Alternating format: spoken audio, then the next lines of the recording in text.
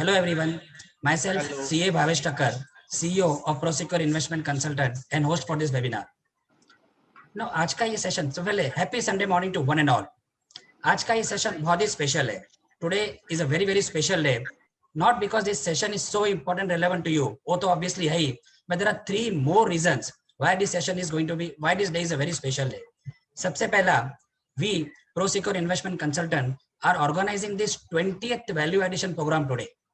इसके पहले का जो सेशन हमारा हुआ था दैट वाज ऑन व्हील और सिमिलर वर्चुअल प्लेटफॉर्म पे था and we receive tremendous response for that and that inspired us to continue this journey of organizing value addition program. So I would say a big thank you to all our well wishers and ProSecure family. Thank you so much. The second reason why today is a special day is associating with Rotary Club. To be very specific, Rotary Club of Mumbai Malone South. Myself, being Rotarian, and my good friend Rotarian Siddharth Daptari is the president of Rotary Club of Mumbai Malone South. जब मैंने उनको ये बताया कि मैं इस तरह का वेबिनार ऑर्गेनाइज कर रहा हूँ तो उन्होंने रेडीली एग्री किया to associate and support this event so that larger part of the society can benefit. So big thank you to Rotarian Siddharth Daptari, President of Rotary Club of Mumbai Malone South, and all the members of Rotary Club of Mumbai Malone South और other Rotary Club के members जो अभी यहाँ पे participate कर रहे हैं and who are present here. Thank you so much.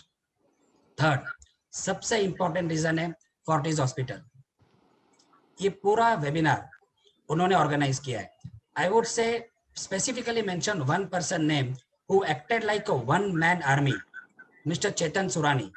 Right from registration से करके coordinating organisers, speakers, technical team, ये पूरा काम उन्होंने बहुत ही अच्छे से किया. So Chetan ji, thank you so much for tireless efforts and supporting this event. Thank you so much. सबसे important, jewel in the crowd, they are our speakers, doctor Anita Mathews and doctor Rahul Pandit. उनका एक्सपीरियंस, उनकी expertise is definitely going to value add each one of us today. Guys, उनका time मिलना is like a one time life में one time opportunity है. यदि आपको याद हो तो आज से exactly एक साल पहले जब corona virus was declared as pandemic, तब we all were worried about our survival. Even आज भी वही situation है, लेकिन we all were praying, एक wish था हम लोग का कि जल्दी में जल्दी वैक्सीन आ जाए और ये वैक्सीन हम लोग का प्रॉब्लम को सॉल्व करे. वैक्सीन तो आ गया, लेकिन साथ में बहुत सारा कंफ्यूजन, बहुत सारे मिथ्स भी है. So to handle this we invited and we conducted this session. I hope कि आपके जो भी डाउट्स है, जो भी कंफ्यूजन है और जो भी मिथ्स है और जो एक्चुअल फैक्ट्स है वो ये सेशन के बाद बहुत ही अच्छी तरह से क्लियर हो जाएंगे. So what we are now, I on behalf of ProSecure investment consultant, rotary club of Mumbai Mulund south and Fortis hospital extend a warm welcome to all the participants. हम लोग का जो आज का प्रोग्राम होगा वो कुछ इस तरह से होगा. It would be divided into 3 parts. जो फर्स्ट पार्ट होगा that would be a presentation by doctor Anita Mathews on updates in कोविड-19 वैक्सीन्स. उसके बाद it would be addressed by doctor Rahul Pandit on COVID vaccination myths and facts. और जो last session होगा, जो last part होगा वो होगा questions and answers which would be moderated by doctor Sameer Sadavte. So let's start this session. सबसे पहले डॉक्टर अनीता मैथ्यूज का प्रेजेंटेशन. उसके पहले मैं उनको इंट्रोड्यूस करना चाहूंगा. Doctor Anita Mathews is an internal medicine specialist at Fortis Hospital, Mulund. She has completed her training in general medicine and infectious disease from the prestigious St. GS Medical College and KEM Hospital, Mumbai. She had the privilege of working with her alma mater, KEM Hospital, for 5 years as an assistant professor in medicine and infectious disease. She has rich experience of more than 18 years. She is one of the lead member for COVID team at Fortis Mulund. Madam, we know that we are very fortunate to listen to you. I know Dr. Anita Matthews personally because मेरा treatment उनके अंदर ही हुआ है. And madam, जैसे मैं आपको अभी vouch कर रहा हूँ, ऐसे बहुत सारे पेशेंट्स ने आपके बारे में बताया कि you are the best. So we welcome doctor Anita Mathews for a presentation. Madam, all yours. Madam mute पे आप. Sir, thank you for the kind introduction. Thank you for the opportunity for the talk today. Without really wasting much of a time, I'll take you through the presentation. Just give me 2 minutes.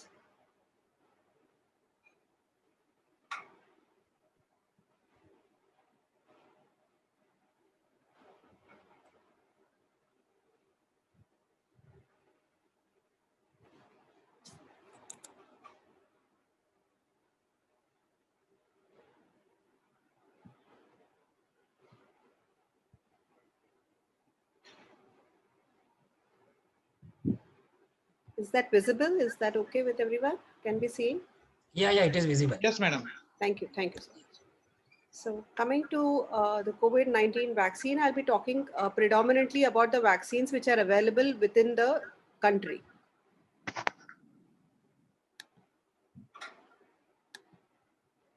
So कल तक की तारीख में the number of cases of corona that we have across the country is about 11 million, and the number of deaths that we have had is 1.5 lakhs, 1.56 lakhs to be precise.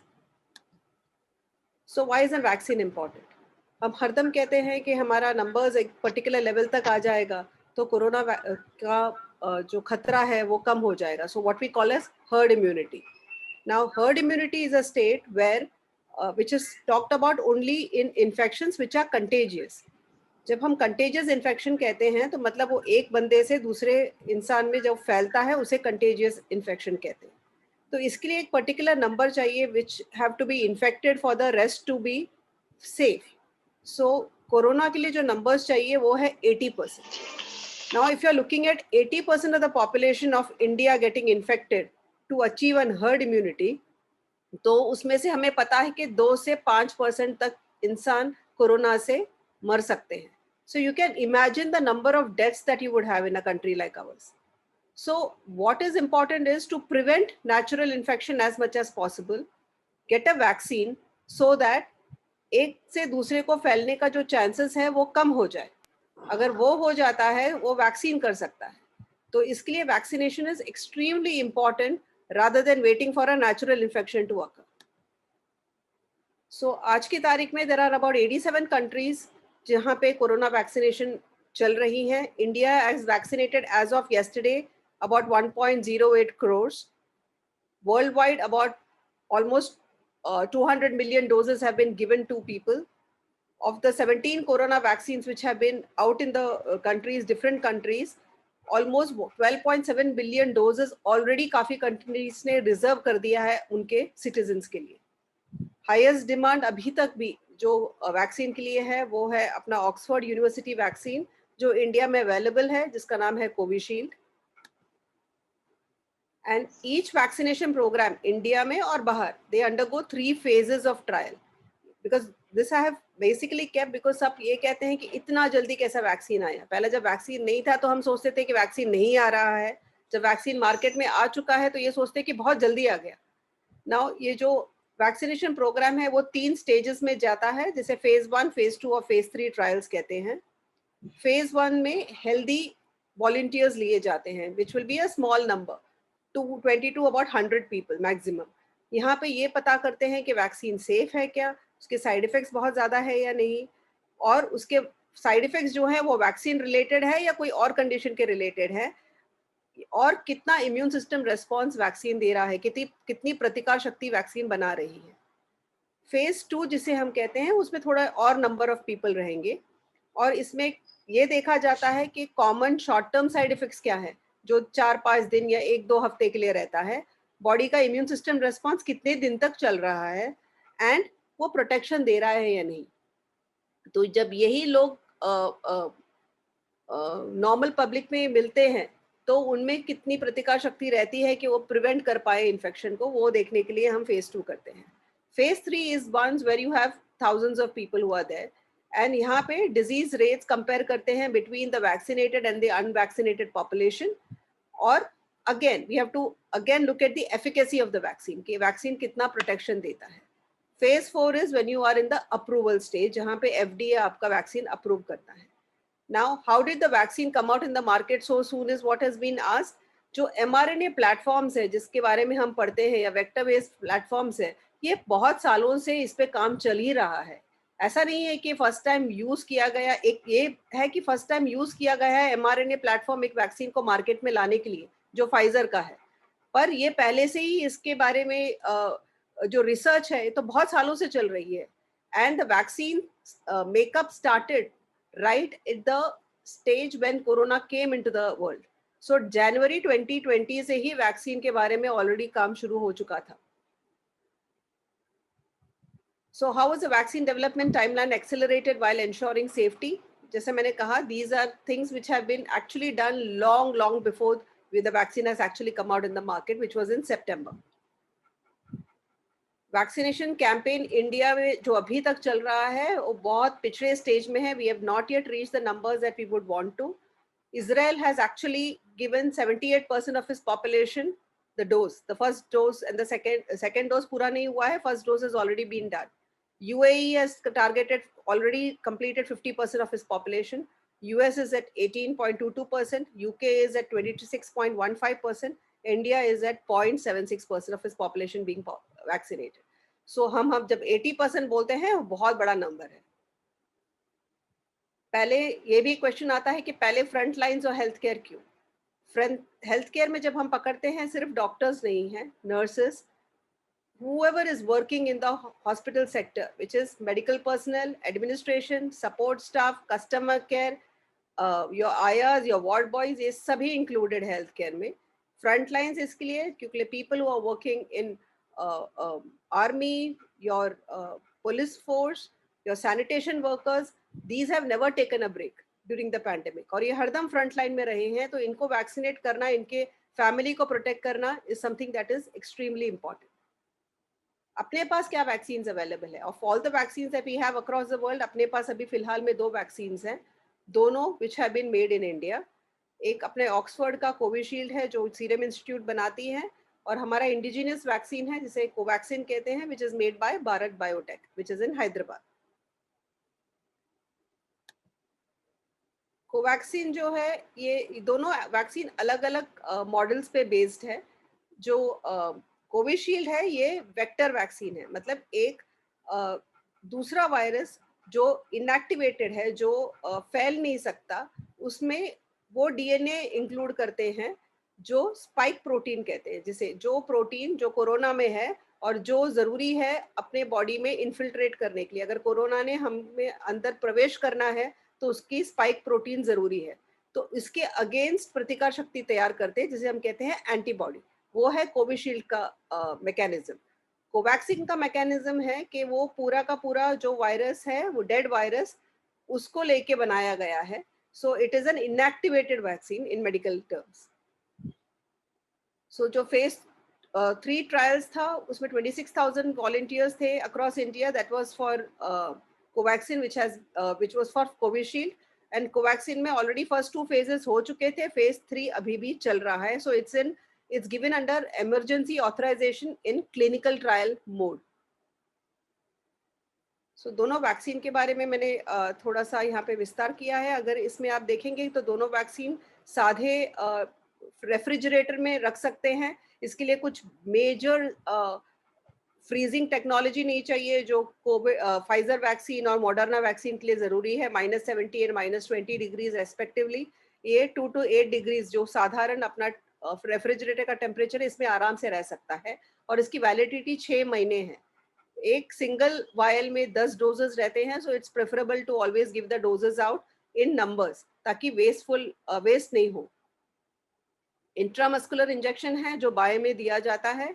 And minor vaccine related reactions, जो आप vaccine जब अपने बच्चों को देते हैं तभी भी कुछ ना कुछ रिएक्शन रहता है इन द फॉर्म ऑफ फीवर. उसके ऊपर में कुछ ज्यादा रिएक्शंस पाया नहीं गया है. हम सभी ने वैक्सीन लिया है and most of us have had only fever और body ache as the major symptom. How do we know these vaccines are safe? इसके बारे में जितनी सारी अभी तक की सेफ्टी डेटा है which has been ongoing for a year have shown that these vaccines are safe. कहने के मुताबिक इतने सारे सालों से हिस्टोरिकली भी कोई भी वैक्सीन लॉन्ग टर्म रिएक्शन, ये वैक्सीन लिया इसके लिए 25 साल के बाद आपको कैंसर हुआ या उसके 1 साल के बाद आपको स्ट्रोक हुआ, ये पाया नहीं गया है. वैक्सीन रिलेटेड जितनी भी रिएक्शंस रहती हैं वो 10 से 15 दिन या मैक्सिमम 45 दिन के अंदर देखा गया है. और वैक्सीन शुरू करके 45 दिन से काफी ऊपर का टाइम निकल चुका है. So these vaccines are actually quite safe. Allergy है तो हम वैक्सीन ले सकते हैं क्या? कोविशील्ड में तो ये मेंशन किया हुआ है कि जब तक उसके इंग्रेडिएंट्स जिससे वैक्सीन बना है उससे अगर आपको एलर्जी नहीं है तो आप ले सकते हैं. मतलब आपको आस्थमा हो या पोलन एलर्जी हो, डस्ट एलर्जी हो, कोई दवा की एलर्जी हो, तो भी कोविशील्ड सेफ है. कोवैक्सिन में अभी तक ये वाला क्लैरिटी नहीं है. उसमें मेंशन किया गया है उन्होंने ऑलरेडी कि अगर ड्रग एलर्जीज हैं या किसी और फॉर्म की एलर्जी है आपको तो कोवैक्सीन ना लें। प्रेगनेंसी और ब्रेस्ट फीडिंग के लिए ये वैक्सीन सेफ है क्या? तो फाइजर और कोविशील्ड वैक्सीन के लिए और मॉडर्ना वैक्सीन के लिए WHO, CDC और NHS, यूके और US गाइडलाइंस ने ऑलरेडी क्लैरिफाई कर दिया है कि प्रेगनेंसी में अगर इंसान ज़्यादा रिस्क रहेगा उन्हें कोविड इन्फेक्शन का, जैसे कि वो women who are working in health care sector या उनका बहुत फ्रीक्वेंटली उन लोगों से communication होने वाला है या if they are going to come in contact with somebody who is more likely to get COVID infection, then those patients can go ahead and take the vaccine. जितना डेटा है अभी तक it is found to be safe in pregnancy. Breastfeeding के लिए again these vaccines are considered to be safe, but as I said, they are going to be looking at the data in future again. As of now, they have deemed it to be safe. Covaxin के लिए pregnancy and breastfeeding both are contraindications as of now. ये भी contraindication जो बोलते हैं नहीं देने के लिए जो बोलते हैं ये इसलिए है कि ये क्लिनिकल ट्रायल मोड में है, जब तक वो पूरी क्लैरिटी अपने को नहीं आती हम उसके लिए कुछ आगे कह नहीं सकते। काफी लोग ये पूछते हैं कि हमें नेचुरल इम्यूनिटी आ जाए, अगर कोविड आ जाए वो बेहतर है rather than taking a vaccine. ना problem is Covid predictable disease नहीं है। आपको एक बार कोविड आया तो आपको ये कहीं पे गारंटी नहीं है कि आप उसमें से एकदम ठीक होके बाहर निकलेंगे। अगर आप उसमें से फॉर्चुनेटली ठीक होके बाहर निकले तो कितना परसेंटेज आपका लंग इन्वॉल्व रहेगा ये भी नहीं पता। So to have a disease which has no predictability is not something that would be considered as very wise to do. So the better option is a vaccine. Vaccine में हमें पता है कि अगर इन्फेक्शन आया या वैक्सीन लिया तो इन्फेक्शन तो नहीं आता, बट उसके रिलेटेड जो साइड इफेक्ट्स रहती हैं ये 1 या 2 दिन के लिए रहती हैं, उससे ज़्यादा नहीं रहता।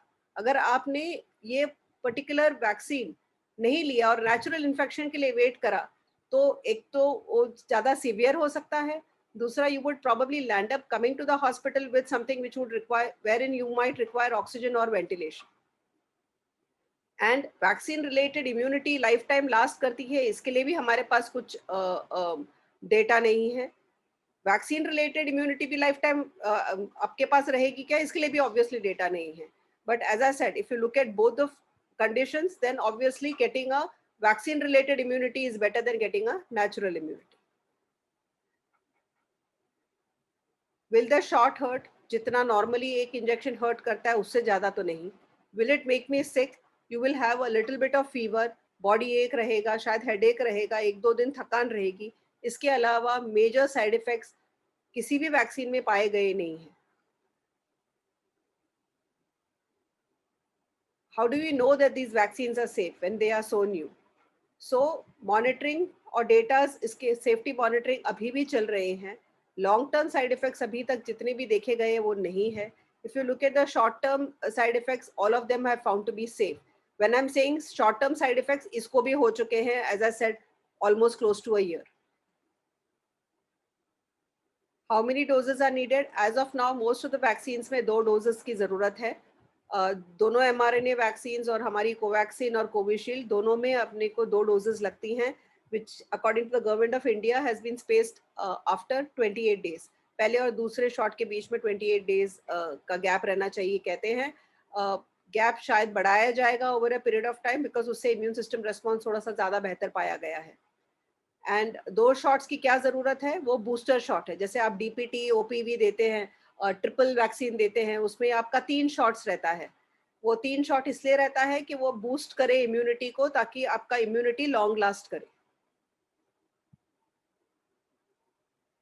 वैक्सीन लेने के बाद हमें मास्क नहीं पहनना पड़ेगा या मास्किंग की ज़रूरत नहीं रहेगी, ये काफ़ी पेशेंट्स पूछते हैं और काफ़ी लोग शायद इससे इतने प्रभावित है कि मास्क पहनना भी छोड़ दिया है।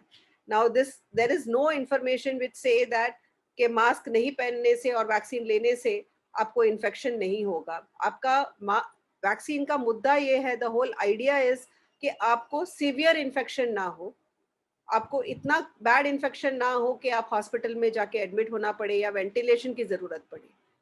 वैक्सीन लेने से आपको इन्फेक्शन 0% होगा, ये कहीं पर भी लिखा नहीं है। जो the vaccine is for preventing infection और मेकिंग इट माइल्ड। तो आपकी सिवियरिटी जो है इन्फेक्शन की वो कम करने के लिए वैक्सीन हेल्प करेगा। दूसरा चीज जो हम वैक्सीन के लिए देखते हैं वो ये है कि जितने लोग वैक्सीन होंगे वो स्प्रेड ऑफ इन्फेक्शन कम करेंगे, तो जिससे हमें हर्ड इम्यूनिटी मिलेगी। तो मास्क जब तक अपना 80% टू 85% ऑफ पॉपुलेशन वैक्सीनेट नहीं होता या उतना नंबर्स आपके इन्फेक्ट नहीं होते, masking is going to be a way of life for the next year and a half. Mask, social distancing and hand washing, इसके अलावा अपने पास फिलहाल में कोई और टेक्निक नहीं है जो आपको ठीक रखे। तो यही सिर्फ करते वैक्सीन ना ले बोलेंगे तो वो भी फुलिश है। जैसा मैंने कहा, आपको आ गया इन्फेक्शन तो दिक्कत है, and you will automatically reduce the spread of infection to your family if you are doing masking, hand washing and social distancing and getting vaccinated at the same time.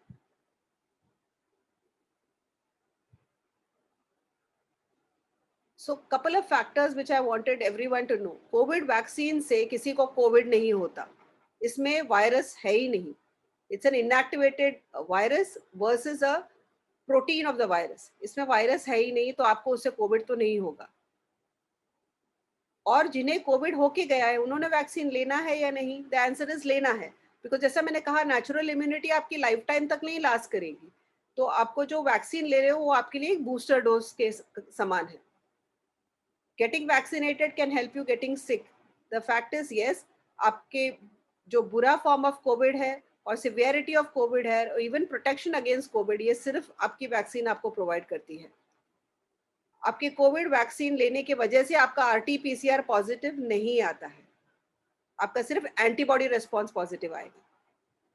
So go ahead, when the vaccine is offered, vaccinate with confidence is what I need to tell you all. Thank you.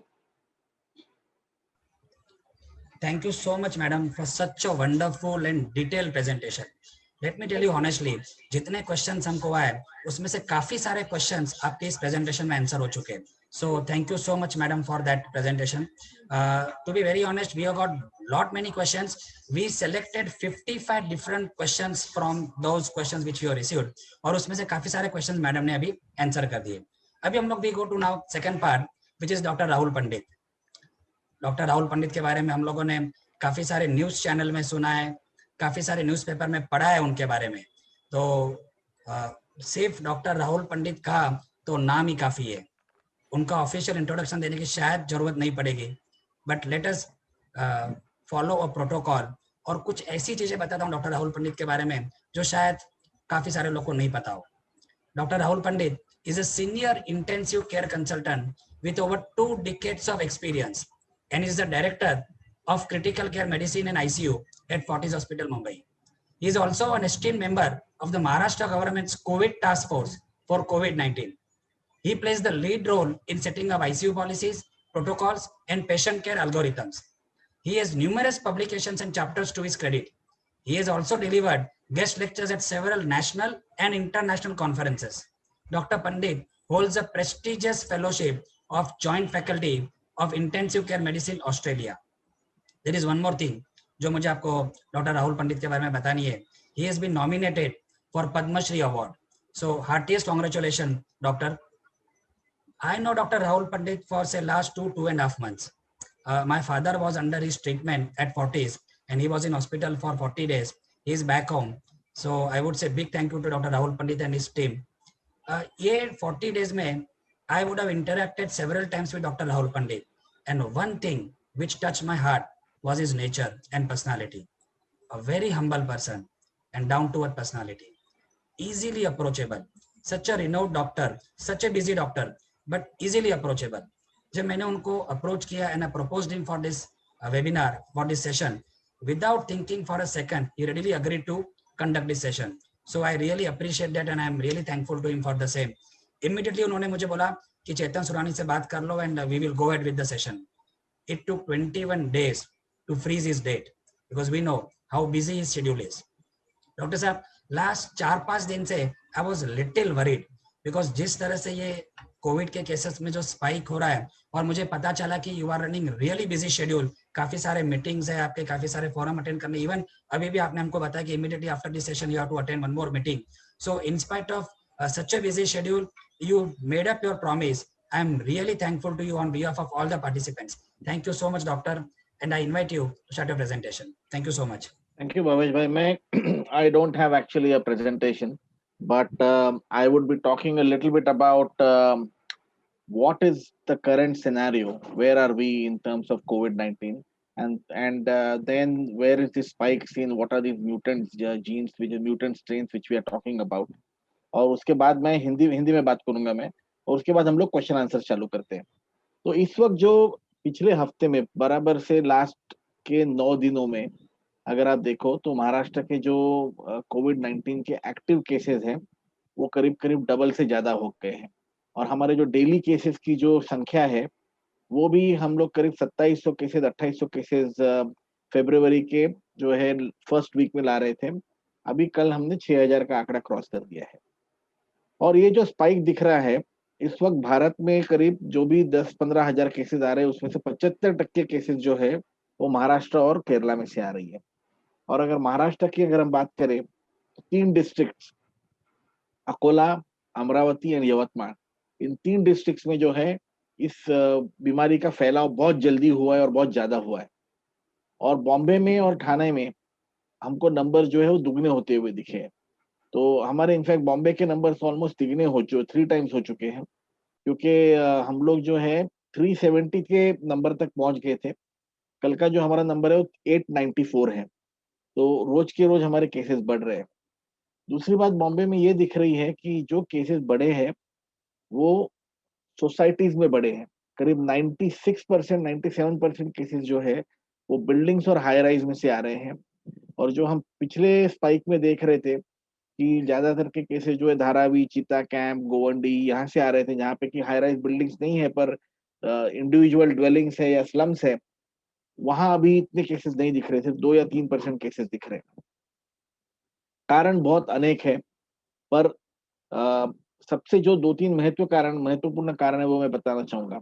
सबसे पहला तो कारण ये है कि हमारा जो Covid के संदर्भ में जो एक डर था, जो एक हमको उसके ऊपर जो प्रिकॉशंस हम लोग ले रहे थे, उसमें हम लोग थोड़े ढीले हो गए।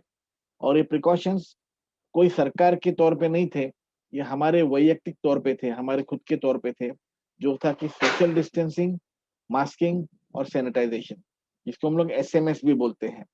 और ये एसएमएस में जो है बहुत ज्यादा तरीके से कटौती हुई, और ये वही समय था जब करीब करीब सब कुछ खुल गया था, सब कुछ खुल गया है। अभी कहीं भी जा सकते हैं, स्कूल कॉलेजेस चालू होने की बात हो रही है, बहुत सारे स्कूल चालू भी हो गए हैं, लोकल ट्रेन चालू हो गई। तो ऑफ कोर्स अगर आप प्रिकॉशन नहीं लोगे, लोकल ट्रेन में जाओगे, तो आपको जो है ये नंबर बढ़ते हुए जरूर दिखेंगे। दूसरी बात ये है कि हमारा जो अमरावती और इधर का एरिया है, वहां पे एक बात हो रही है कि E484K नाम का एक स्ट्रेन आया हुआ है, जो कि साउथ अफ्रीकन स्ट्रेन से मिलता जुलता है। इसकी पुख्ता खबर तो नहीं है, क्योंकि प्रेस में जो है इसको बदल के फिर E484Q करके बोल दिया था, जो कि एक्चुअली साउथ अफ्रीकन स्ट्रेन नहीं है। दूसरा जो यवतमाल डिस्ट्रिक्ट में स्ट्रेन आया था वो 4400 है, जो कि आंध्र प्रदेश के स्ट्रेन से जो है मिलता जुलता है। अब स्ट्रेन बदलना, म्यूटेशन करना, ये वायरस का स्वभाव है, तो उससे हमको डरना नहीं है।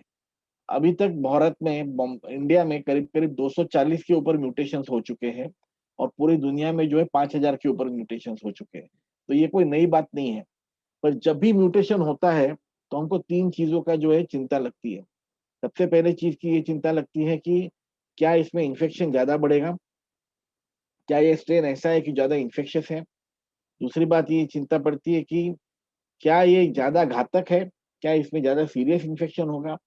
और तीसरी चिंता म्यूटेंट स्ट्रेन की ऐसी रहती है कि इस वक्त हम लोग वैक्सीनेशन प्रोग्राम चला रहे हैं, तो ये वैक्सीनेशन प्रोग्राम में जो एंटीबॉडीज पैदा हो रही है, तो क्या ये स्ट्रेन एंटीबॉडीज के ऊपर प्रभावी रहेगी, एंटीबॉडीज स्ट्रेन के ऊपर प्रभावी रहेंगी या नहीं रहेंगी। और ये तीनों चीजों में हर एक स्ट्रेन की म्यूटेशन पे देखा जाता है। अभी हम लोग फ्लू वैक्सीन जो है कई सालों से ले रहे हैं, और ये जो फ्लू वैक्सीन है हर साल सितंबर महीने में इंडिया में आता है, और हम देखते हैं कि सितंबर महीने में WHO इस साल का स्ट्रेन बताती है कि हम किस किस स्ट्रेन को कवर करना है, और वैक्सीन मैन्युफैक्चरर्स जो है वो स्ट्रेन को जो है उस हिसाब से वैक्सीन को बनाते कि स्ट्रेन को कवर करे। अब कोविड में भी ये होगा, पर इस वक्त जो अभी सिर्फ वैक्सीनेशन प्रोग्राम चालू है कि 1 महीना भर ही हुआ है, करीब करीब महीने के ऊपर हुआ है, ये मुश्किल है। तो उससे हमको जो अभी इस वक्त जो वैक्सीन मिल रहा है वो हमको लेना बहुत जरूरी है। हम गवर्नमेंट ऑफ इंडिया से भी प्रार्थना कर रहे हैं। मैंने नीति आयोग में भी बहुत लोगों से प्रार्थना की है कि वैक्सीनेशन प्रोग्राम जो है वो बढ़ाया जाए। ये दोनों रेल की पटरी है। हमको एक SMS, social distancing, masking, sanitisation रखना है। इसके साथ-साथ हमारी जो वल्नरेबल पॉपुलेशन है 50 years and above with comorbidities, उनको जल्दी में जल्दी वैक्सीनेट करना है। और अगर हम उनका वैक्सीनेशन, सब लोगों का वैक्सीनेशन सितंबर अक्टूबर तक कर पाते थे, तो आई थिंक हमारी जो है ये केसेस कम होंगी। पर कोई बात नहीं, इस वक्त जो है अगर हम लोग सिर्फ हमारा जो एक थोड़ा बहुत ध्यान वापस प्रोटेक्शन के ऊपर, सेफ्टी के ऊपर ले आएंगे, हमारा परिवार, हमारी जिम्मेदारी के ऊपर अगर हम लोग ध्यान देंगे, तो ये जो वायरसेस में जो केसेस में जो अभी बढ़ोतरी हुई है, वो डेफिनेटली कम होगी। मैं इतना बोल के रुका तो रुकता हूँ और सिर्फ एक ही कहूंगा, मास्क मास्क मास्क, मास्क को प्लीज मत छोड़िए, कुछ भी हो जाए।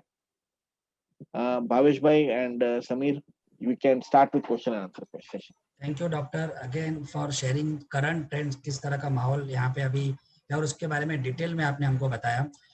Now we will directly come to question answers. एक Q&A जो टैब है, हमने वहाँ पे खास करके आपको बोला था कि ये क्वेश्चंस आप वहाँ पे ऐसे पूछो जो हमारे पास, जो ऑलरेडी स्पीकर्स ने कवर नहीं किया है। हम लोग के पास 55 क्वेश्चंस ऑलरेडी आ चुके हैं, जिसमें से डॉक्टर समीर ने ऑलरेडी फिल्टर करके वो क्वेश्चंस पूछेंगे जो अभी प्रेजेंटेशन में एड्रेस नहीं हुए। But still if you got some more questions, you can ask in that Q&A tab and we will try to even address that if time permits. So now over to Dr. Rotarian, Dr. Samir Sadawate. Dr. Samir Sadawate is our moderator for the day. He is a consultant pediatrician and pediatrics and neonatal intensive care Fortis Hospital. मतलब doctor Sameer एक ऐसे व्यक्ति है जो Fortis से भी attach है और रोटरी से भी अटैच है, मतलब दो दिल एक जान। तो उनका एक दिल धड़कता है रोटरी क्लब के लिए और एक दिल धड़कता है फोर्टिस के लिए। So who else can be a better person to moderate this session? So I welcome Rotarian Dr. Samir Sadawate and I request him to moderate this session. Please, Dr. Samir Sadawate. भाइयों बहनों, सबसे पहले नमस्कार आप सभी को और thank you Bhavesh Thakkar साहब for this entire session along with Dr. Siddharth Daptari, our Rotary Club president, and Anita madam and Rahul sir. So आज का जो प्रोग्राम है अपना बेसिकली अभी अपन वैक्सीन प्रोग्राम जो चालू हुआ है लास्ट 1-1.5 महीने से, अभी एट सम टाइम जो कॉमन पीपल है उनके लिए भी ये प्रोग्राम चालू होगा। बट जब भी वैक्सीन की बात होती है, जब 1 साल पहले की बात थी, जब कोरोना आया था, तब सबको लग रहा था वैक्सीन कब आएगा ताकि मैं इसको जल्दी से जल्दी ले लूं। अभी वैक्सीन आ चुका है, अभी लोगों को मन में ये डर है कि मैं वैक्सीन लूं या नहीं लूं, उससे साइड इफेक्ट्स क्या होंगे। आज तक मुझे कोरोना नहीं हुआ है 1 साल में। अगर मेरे को 1 साल में नहीं हुआ है, मैं जो प्रोटेक्शंस लिया है, अगर मैं ये प्रोटेक्शंस कंटिन्यू करता हूँ तो मुझे वैक्सीन लेने की क्या जरूरत है। तो पंडित सर आप मुझे बताइए कि वैक्सीन लेना चाहिए तो लोगों ने ऐसी जो राय है लोगों के मन में कि मैं अपना खुद का प्रोटेक्शन कर सकता हूँ, तो व्हाई शुड आई टेक। और उससे साइड इफेक्ट्स भी है, काफी सारे 1-2 ऐसे न्यूज भी आई है जो शायद फर्जी भी हो, कि जिसमें बताया गया कि कुछ कॉम्प्लिकेशंस हुआ है। तो आपकी जनता के लिए क्या राय रहेगी? तो समीर, इसके बारे में जो है मेरा गणित बहुत सिंपल सा गणित है जो मैं समझाना चाहूंगा। डर नहीं पैदा कर रहा हूँ, पर जो फैक्ट है वो बताते हैं। आज जो रिपोर्ट्स है वैक्सीन की और वैक्सीन के साइड इफेक्ट्स के बारे में, और जो हमें कोविड के बारे में पता है, तो हमें ये पता है कि अगर 100 लोगों को कोविड होता है तो उसमें से 2 लोग नहीं बचेंगे। 2% मोर्टेलिटी आज भी है। अभी घट के बॉम्बे की मोर्टेलिटी कम हुई है, करीब 0.8 0.9 हुई है, पर ओवरऑल अगर आप मोर्टेलिटी देखो महाराष्ट्र की, मुंबई की, तो 2% है। इंडिया की मोर्टेलिटी 1.5% के करीब चल रही है। ओके, मतलब 1.5 से या 2 आदमी, मतलब 200 में से 2 या 200 में से 3 या 100 में से 2 नहीं बचेंगे।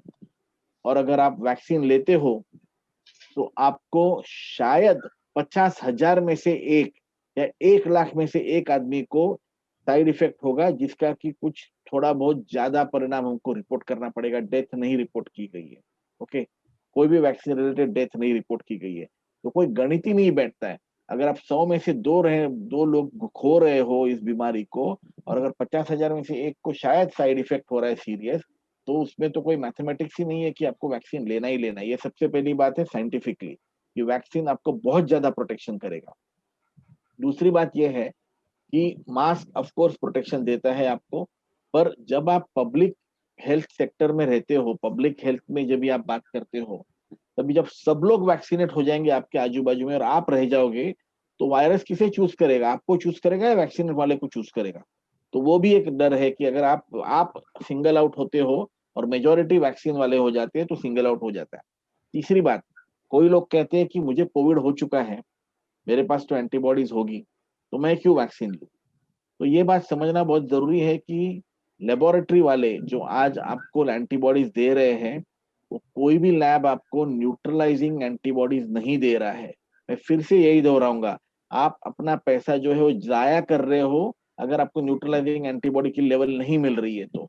आपको जो है IgG, IgM और IgA, ये 3 मिला के टोटल एंटीबॉडी दी जाती है। जो एंटीबॉडी आपको है, टोटल कितनी एंटीबॉडीज बनी कोविड के अगेंस्ट वो बताती है।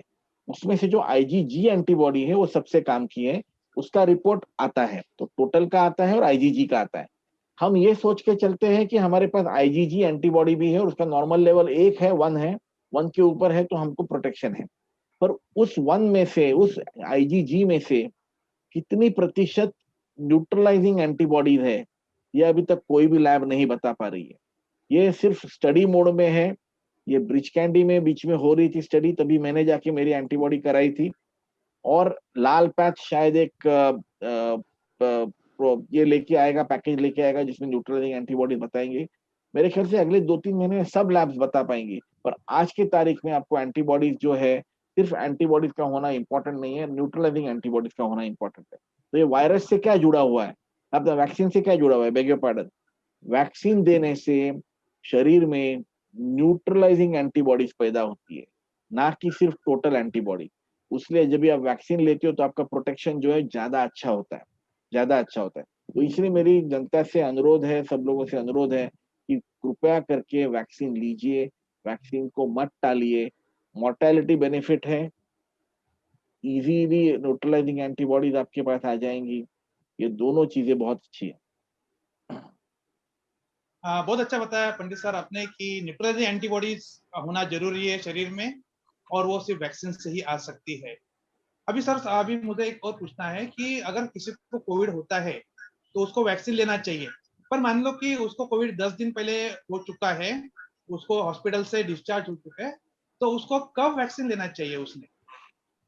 तो आइडियल रिकमेंडेशन जो है इस वक्त बताया गया है कि एक्टिव कोविड में वैक्सीन नहीं लेना है। पर इसमें जो है हमको थोड़ा सा कॉमन सेंस यूज करना है। कॉमन सेंस ये है कि हम जिनको जिनको कोविड हो चुका है, आप या जिनके परिवार में किसी को कोविड हो चुका है, आप देखोगे कि वो पेशेंट को रिकवर होके थोड़ा बहुत नॉर्मल होने को 1-2 महीने लग जाते हैं। तो इट इज वेरी सिंपल कि आप 1 या 2 महीने रुक सकते हो। मेरी राय सब पेशेंट के लिए ये होती है कि कोविड जिस दिन डायग्नोस हुआ उसके 3 महीने के बाद आप पहला डोज ले सकते हो, तो वो सबसे सेफ रहेगा।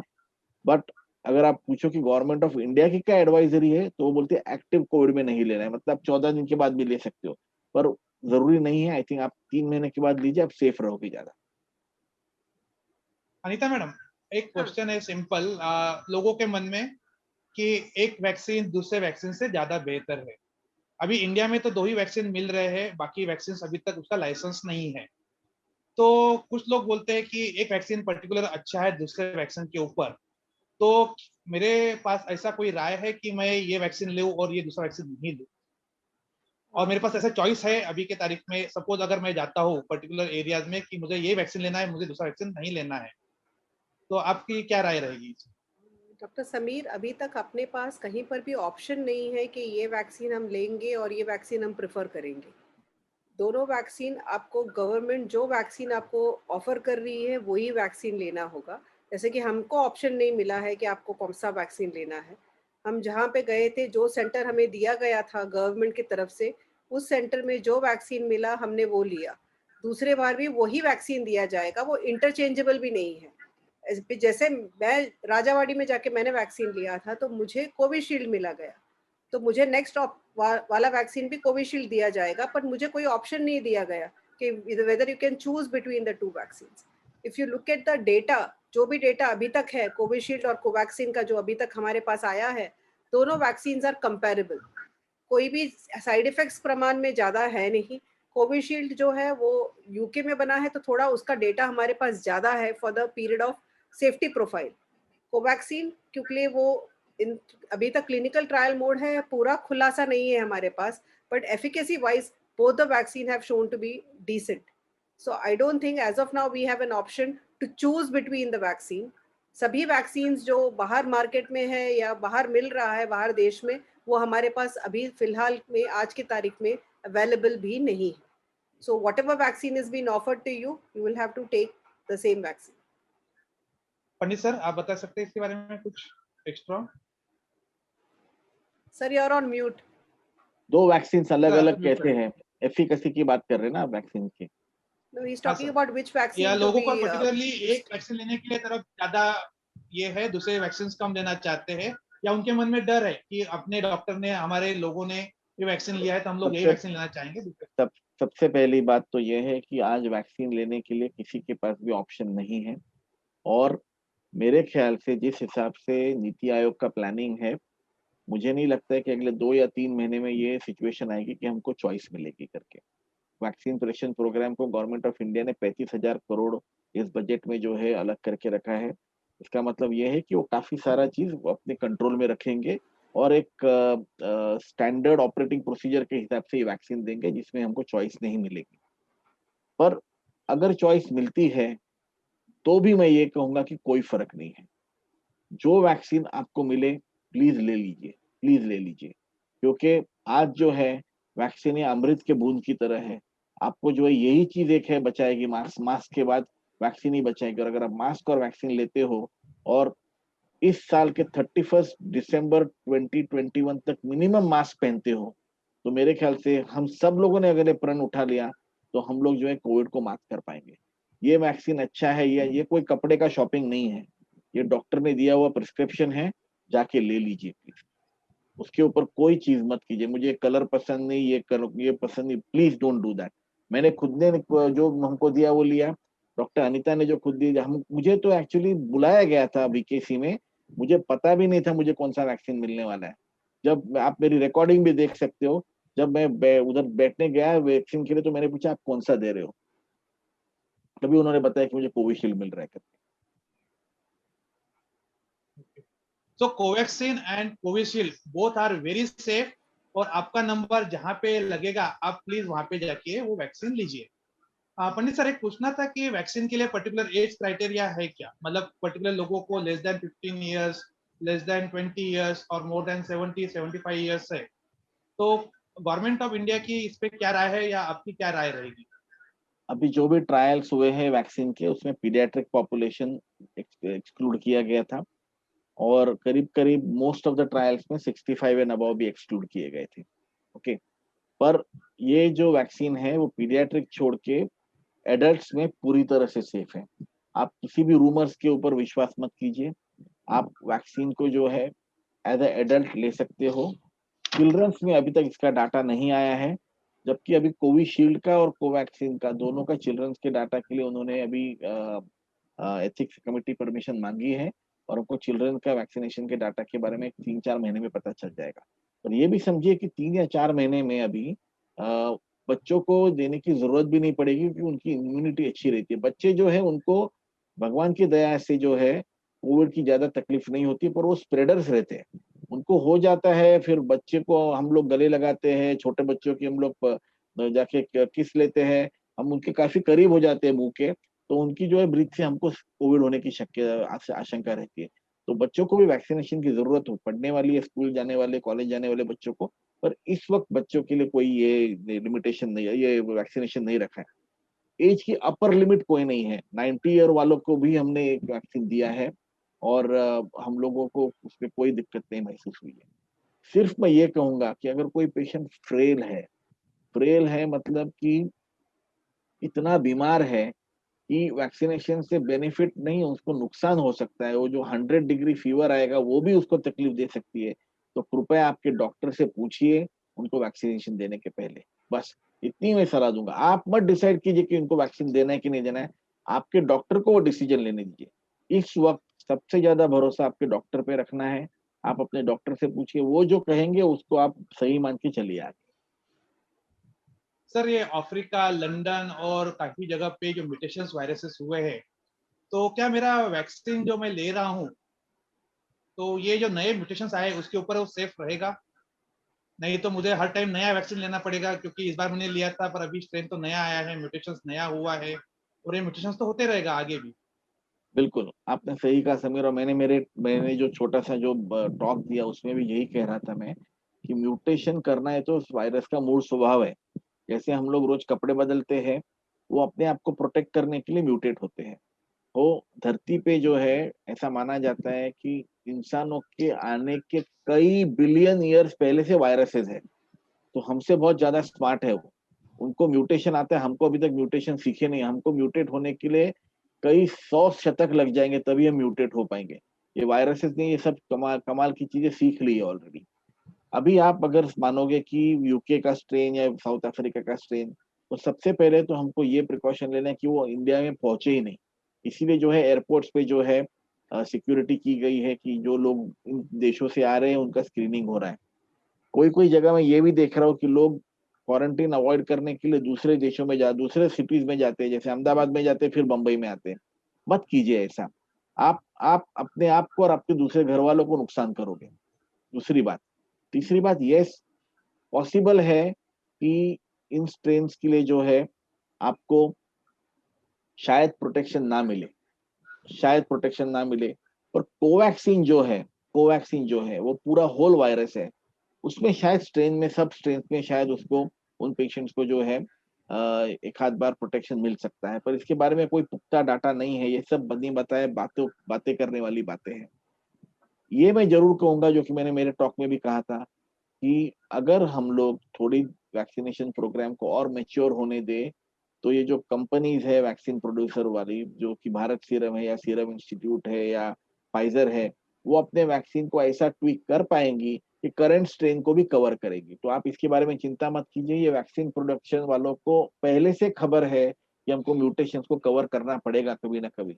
पर आप पहले महीनों में कहोगे कि हमको अभी सब म्यूटेशन को कवर करके दे दो, तो पॉसिबल नहीं है, ह्यूमनली पॉसिबल नहीं है। एक सवाल है, मैं दोनों को पूछना चाहूंगा बारी बारी से।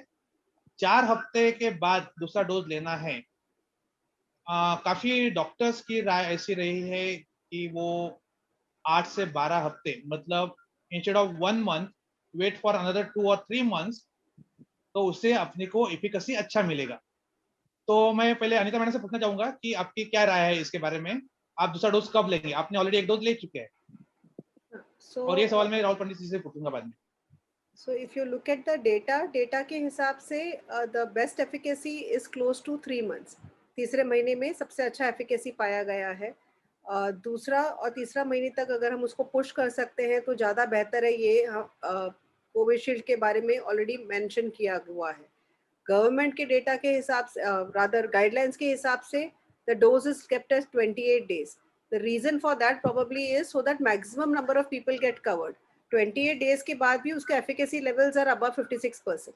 So in that sense, probably you can go ahead and take the vaccine even in the first 28 days, even if the best efficacy is seen at 3 months. There is always एक possibility है कि अपने को शायद इसके आगे भी booster doses की जरूरत पड़ेगी, which will involve, जैसे डॉक्टर पंडित सर ने कहा, the mutant strains, which is probably what we would probably land up taking at over a period of time.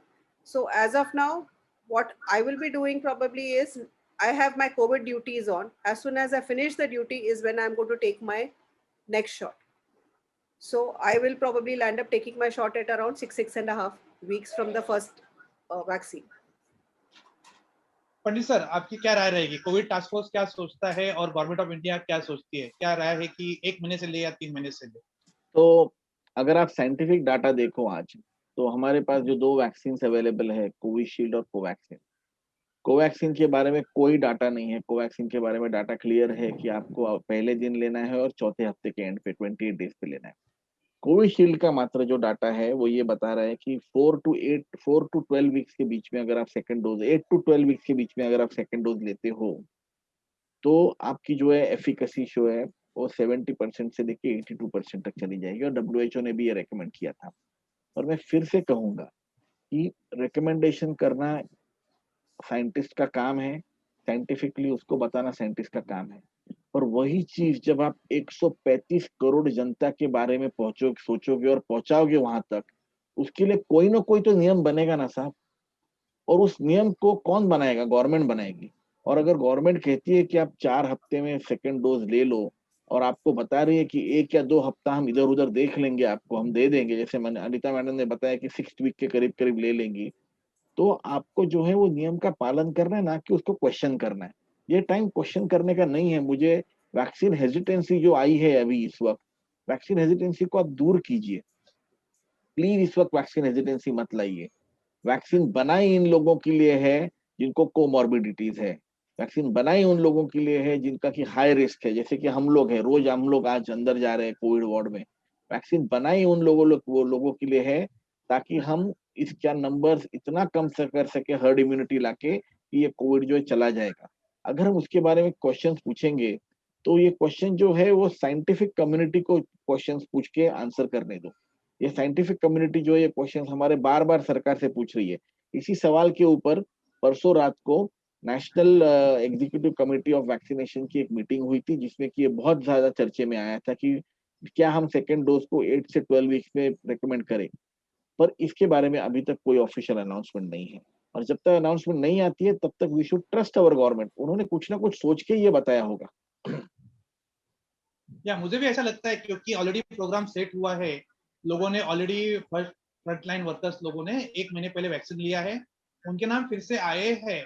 अभी क्या होता है कि ये लोग नहीं जाएंगे वैक्सीन लेने के लिए, तो जो वैक्सीन का जो शेड्यूल है हर जगह पे देखा हुआ, समझो 400 वैक्सीन एक जगह पे लेने हैं, तो डेफिनेटली वो वैक्सीन ना लेने से वो वेस्ट हो जाएगा। एक वो भी चीज है, अपने को देखना है कि वैक्सीन मैक्सिमम लोगों को, ज्यादा से ज्यादा लोगों को मिले। सर अभी मुझे और एक पूछना है कि अपन बोलते हैं कि वो मॉर्बिडिटीज लोगों को अपने लेना चाहिए। अभी समझो किसी को हार्ट का डिसीज है, किसी को एंजियोप्लास्टी हुआ है, किसी को ट्रांसप्लांट हुआ है, किसी को इम्यूनोसप्रेशन है, तो there are so many diseases. तो हर ये डिसीजेस में आपकी क्या राय है कि किसने पहले लेना चाहिए, या अगर उनको पहले से ही मॉर्बिडिटी है और वैक्सीन लेने से उनकी और मॉर्बिडिटी बढ़ सकती है? ये इज इट फॉर अनिता और फॉर मी समीर? सर पहले आप बताइए, मैंने तो मैं बातें पूछूंगा। तो कोमॉर्बिडिटीज जो है, जो हमारी नॉर्मल कोमॉर्बिडिटीज हम समझते हैं, अब ये कोमॉर्बिडिटीज भी नॉर्मल एबनॉर्मल कोई चीज नहीं है, पर जो सर्वसामान्य कोमॉर्बिडिटीज हम लोग देखते हैं, जिसको कि हम लोग ब्लड प्रेशर हो गया, डायबिटीज हो गया, हार्ट डिजीज हो गया, बहुत सारे लोगों का जो एंजियोप्लास्टी हुआ रहता है, किन लोगों का जो है एंजियोग्राफी, एंजियोप्लास्टी, फिर सर्जरी भी हुई रहती है बाईपास। कई लोगों को जो माइनर किडनी की डिजीज रहती है, क्रिएटिनिन थोड़ा बड़ा रहता है। इन सब पेशेंट्स में वैक्सीन लेना बिल्कुल सेफ है, बिल्कुल सेफ है। आप उसके बारे में 1% भी डाउट अपने मन में मत रखिए। ये वैक्सीन बना ही हम लोगों के लिए है जिनको कि हाई रिस्क है। आप हाई रिस्क पॉपुलेशन में आते हो, about 50, you please go and take the vaccine. आप बिल्कुल उसके बारे में चिंता मत कीजिए। हाँ, बाकी की जो बीमारियां हैं, जैसे कि कैंसर हो गया, या कोई ऐसी बीमारी है जिसमें कि आपकी रोग प्रतिकार शक्ति कम हो रही है, जिसके कि आप दवाई ले रहे हो किसी ऑटो इम्यून डिजीज के लिए, या किसी किसी को HIV है, या कोई कैंसर की इस वक्त एक्टिव ट्रीटमेंट कर रहा है, उन लोगों को जो है अपने डॉक्टर की सलाह लेनी है कि मैं वैक्सीन लूं कि नहीं, और कब लूं, विंडो कब आएगा मुझे। तो ये जो है अगेन आपको आपके डॉक्टर से सलाह लेके करना है। पर जो नॉर्मल पेशेंट्स है, जो नॉर्मल कोमॉर्बिडिटीज लेते हैं, कोई भी आप ब्लड प्रेशर की दवाई ले रहे हो, हाइपरटेंशन की दवाई ले रहे हो, हार्ट की दवाई ले रहे हो, किडनी की दवाई ले रहे हो, लिवर की दवाई ले रहे हो, कोई इंटेस्टाइन की दवाई ले रहे हो, एज लॉन्ग एज आपको इम्यूनिटी कम करने वाली दवाई नहीं है तो आप ले सकते हो। खून पतला करने वाली दवाई ले रहे हो, आप जाके ले सकते हो, कोई इशू नहीं है। Anita madam, you can clarify anything more? Yeah. Uh, in terms of blood thinners के लिए contraindication में actually कोविशील्ड के में बिल्कुल लिखा नहीं गया है। कोविशील्ड में the contraindication is only for patients who have allergy to the ingredient of the vaccine. It is not meant for Covaxin में लिखा गया है कि blood thinners या allergy to other medications के साथ आपका वो वैक्सीन नहीं लिया जा सकता। तो कोविशील्ड उस हिसाब से काफ़ी सेफ है इन चीज़ों के लिए, बिकॉज इसके लिए हमारे पास डेटा है। दूसरा, in terms of immuno compromise people जिनका ट्रांसप्लांट हुआ है, या जो HIV है, या जिन्हें कैंसर है, उनके लिए भी ये वैक्सीन अगर आप वो पीरियड में दे रहे हो जहाँ पे कीमोथेरेपी नहीं गया है और एक विंडो पीरियड है एक महीने भर का, तो आप इजीली उनको ये वैक्सीन दे सकते हैं। HIV पॉजिटिव पेशेंट्स जो वेल कंट्रोल्ड है वो भी ये वैक्सीन ले सकते हैं। एक्चुअली इसमें ऑलरेडी वैक्सीन के लिटरेचर में मोनोग्राफ में ये मेंशन किया हुआ है कि ये इन पेशेंट्स के लिए भी सेफ है, और ओनली दिस थिंग इज उसमें कितना प्रतिकार शक्ति वो वैक्सीन आपके बॉडी में बनाएगा, that is going to be variable, that is something that we can not really quantify कि वो उतना ही रहेगा जो एक immunocompetent person of the same age, sex and morphology is going to be, but by and large the vaccines are safe. One more thing I would like to add, Samir, on this. Can I add Yes. for one more thing? Yes sir, yes sir, yes sir. जो हम लोग blood thinner समझते हैं ना, काफी बार blood thinners को हम aspirin समझ लेते हैं, एस्प्रिन और क्लोपिडोग्रिल। यस, वो भी खून पतला करती है, पर उनका फंक्शन जो है मोस्टली प्लेटलेट के ऊपर है। तो अगर आप एस्प्रिन या क्लोपिडोग्रिल पे है तो आप नॉर्मली जाके वैक्सीन ले सकते हो। और बाकी को जो एक्चुअल ब्लड थिनर्स है, जिसको कि कभी भी हार्ट वाल्व के लिए, क्या हार्ट के लिए हम लोग वार्फरिन दवाई देते हैं, या ज़राल्टो देते हैं, या रिवोरॉल या पंडोपोलिनॉक देते हैं, तो उन दवाई के लिए आपका जो है सुबह का डोज जो है मिस कीजिए, वैक्सीन लीजिए, उसके बाद दोपहर को या शाम को डोज दीजिए। पर ये सब एक्सपेरिमेंट करने के पहले आपके डॉक्टर ने जिसने प्रिस्क्राइब किया उससे जाके मिलिए, उसके बाद ये सब कीजिए, क्योंकि आपका रिस्क वर्सेस बेनिफिट उनको जानना है कि आपका रिस्क क्या है, आपको वैक्सीन के लिए ये टैबलेट आप एक दिन के लिए रोकोगे कि नहीं। तो मैं वापिस यही कहूंगा कि हम लोग वेबिनार कर रहे हैं, पर आपके जो जनरल प्रैक्टिशनर है, आपके जो फिजिशियन है, उसके ऊपर पूरा विश्वास रखिए, वो आपको बिल्कुल सही सलाह देंगे, इसमें कोई दोहराई नहीं है। ये बहुत सही बात है कि पहले लोग काफी डरे हुए थे, अभी लोग सामने आ रहे हैं, अभी उनको अपन वैक्सीन देने वाले हैं अगले महीने में। शायद ऐसा मुझे लगता है कि आम पब्लिक के लिए भी ये वैक्सीन का खुलना खुल जाएगा करके। सर एक मुझे मतलब कल मैं फेसबुक पे देख रहा था, अपने डायरेक्टर ऑफ मेडिकल एजुकेशन ताता साहब लहारे सर, जिनको किडनी ट्रांसप्लांट हुआ है 20 साल पहले, और उनके बाद में उनकी तबीयत अभी भी अच्छी है, उन्होंने कल कोवैक्सीन लिया है। और उससे दूसरी जानकारी मेरे पास में और है, डॉक्टर अनिल सूचक, जिनको लिवर ट्रांसप्लांट हुआ है लॉन्ग बैक, उन्होंने भी अभी 2 वैक्सीन के शेड्यूल्स ले चुके हैं।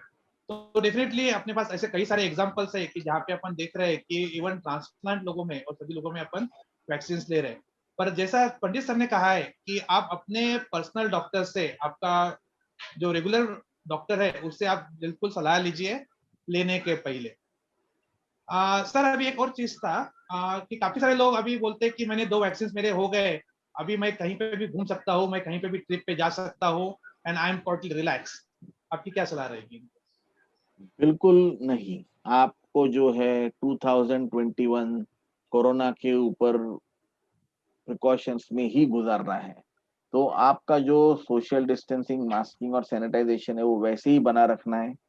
2 डोज मिले इसका मतलब ये नहीं है कि आपको कोविड कभी भी नहीं होगा। सबसे पहली बात, वैक्सीन जो है आपको प्रोटेक्शन देती है अराउंड 75%, 80% जो भी है, पर देयर इज अ पॉसिबिलिटी कि आपको फिर भी कोविड हो सकता है।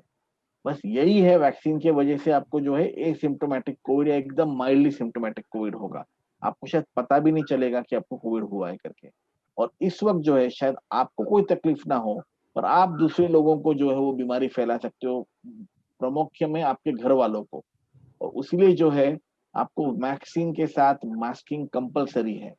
मास्क को कोई कोई कोई अभी डिस्काउंट नहीं है, masking has to be there. मैं ये कितने भी बार बताऊं, मैं इस वेबिनार में 1000 बार भी मास्क के वर्ड देने के लिए तैयार हूँ, पर आपको समझना चाहिए कि मास्क के ऊपर कोई डिस्काउंट नहीं है।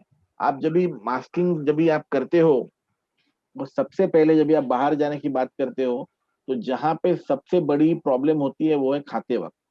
खाते वक्त सब लोग साथ में बैठते हैं और मास्क निकाल देते हैं बाहर जब भी आप जाते हो तभी। That's a very dangerous thing.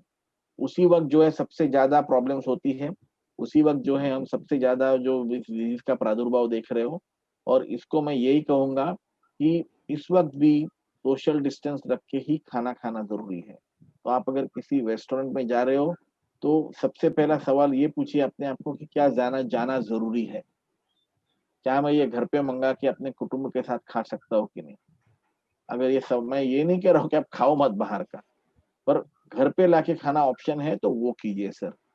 आप सबसे सेफ आपके घर पे हो, जैसे ही आप बाहर जाते हो आप रिस्क जोन में आ जाते हो। और आप जिस वक्त मास्क निकालते हो रिस्क बहुत ज्यादा बढ़ जाती है। तो you please please please, I know Mulund में हम लोग को सबको खाने की बहुत शौकीन है। मुलुंड में कई सारे खाऊ गली है, घाटकोपर में कई सारे खाऊ गली है, पर आप उनको सबको होम डिलीवरी स्विगी जोमेटो से मंगाइए और घर पे स्वाद लेके खाइए, मैं यही कहूंगा। तो ये बात बहुत सही इम्पोर्टेंट है कि जैसा अपन देखते हैं कि गाड़ी में आपके सीट बेल्ट रहता है, ब्रेक्स रहते हैं, ओके, तो हर चीज का इम्पोर्टेंस है। तो सोशल डिस्टेंसिंग होना, मास्क पहनना और वैक्सीन लेना, ये तीनों इम्पोर्टेंट है। जैसा कोई बोलेगा कि जैसा मेरी कार में सीट बेल्ट है तो मेरे को ब्रेक की क्या जरूरत है, मेरी कार में ब्रेक है, सीट बेल्ट है, पर क्या एयर बैग की जरूरत है? यस, आपको तीनों चीज का जरूरत है। वैसा ही आपको वैक्सीन की जरूरत है, वैसा आपको मास्क पहनना है, और वैसा आपको वैक्सीन भी लेना है, और लोगों से दूरी बनाए रखना है, और आपके हाथ सैनिटाइज करना है। कोई चीज एक चीज में दिरंगाई करने से आपको होने के चांसेस बढ़ जाते हैं, पर आप जब चारों चीजें एक साथ करते हो तो आपकी डिसीज होने की संभावनाएं बहुत कम हो जाती है। एक सर क्वेश्चन था इसमें, अभी अपन थोड़े क्वेश्चन जो चैट बॉक्स में आए हैं करके देखते हैं। हाउ आई नो कि I have allergic reactions to the ingredient, because ingredients में क्या है वो भी मुझे पता नहीं है, और मुझे पहले कोई ऐसी रिएक्शंस हुई नहीं है जहाँ जानकारी है। तो ऐसा कोई चीज है कि मैं एलर्जी टेस्टिंग कर लूं, या ऐसी कोई चीज है कि जो करने से मुझे पता चले कि मुझे एलर्जी नहीं होगी? आवाज सर आपका म्यूट है Sir, sir. on mute, sir. बिल्कुल जरूरत नहीं है आपको कोई भी एलर्जी टेस्ट करने की।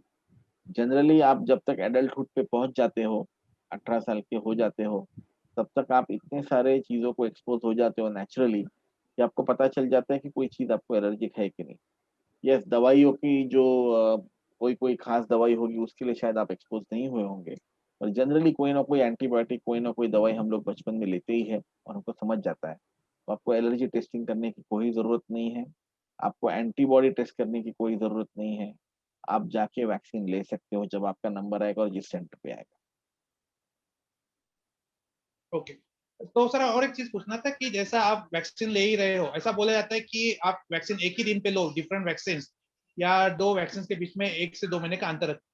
अगर मैं कोवैक्सीन और कोविशील्ड ले रहा हूँ तो can I take at the same time flu vaccine और निमोकॉकल वैक्सीन और एडी एडोलेसेंट और एडल्ट वैक्सीन कंबाइन है? तो खिचड़ी में मजा नहीं है। ओके, ये सिंपल सी बात है।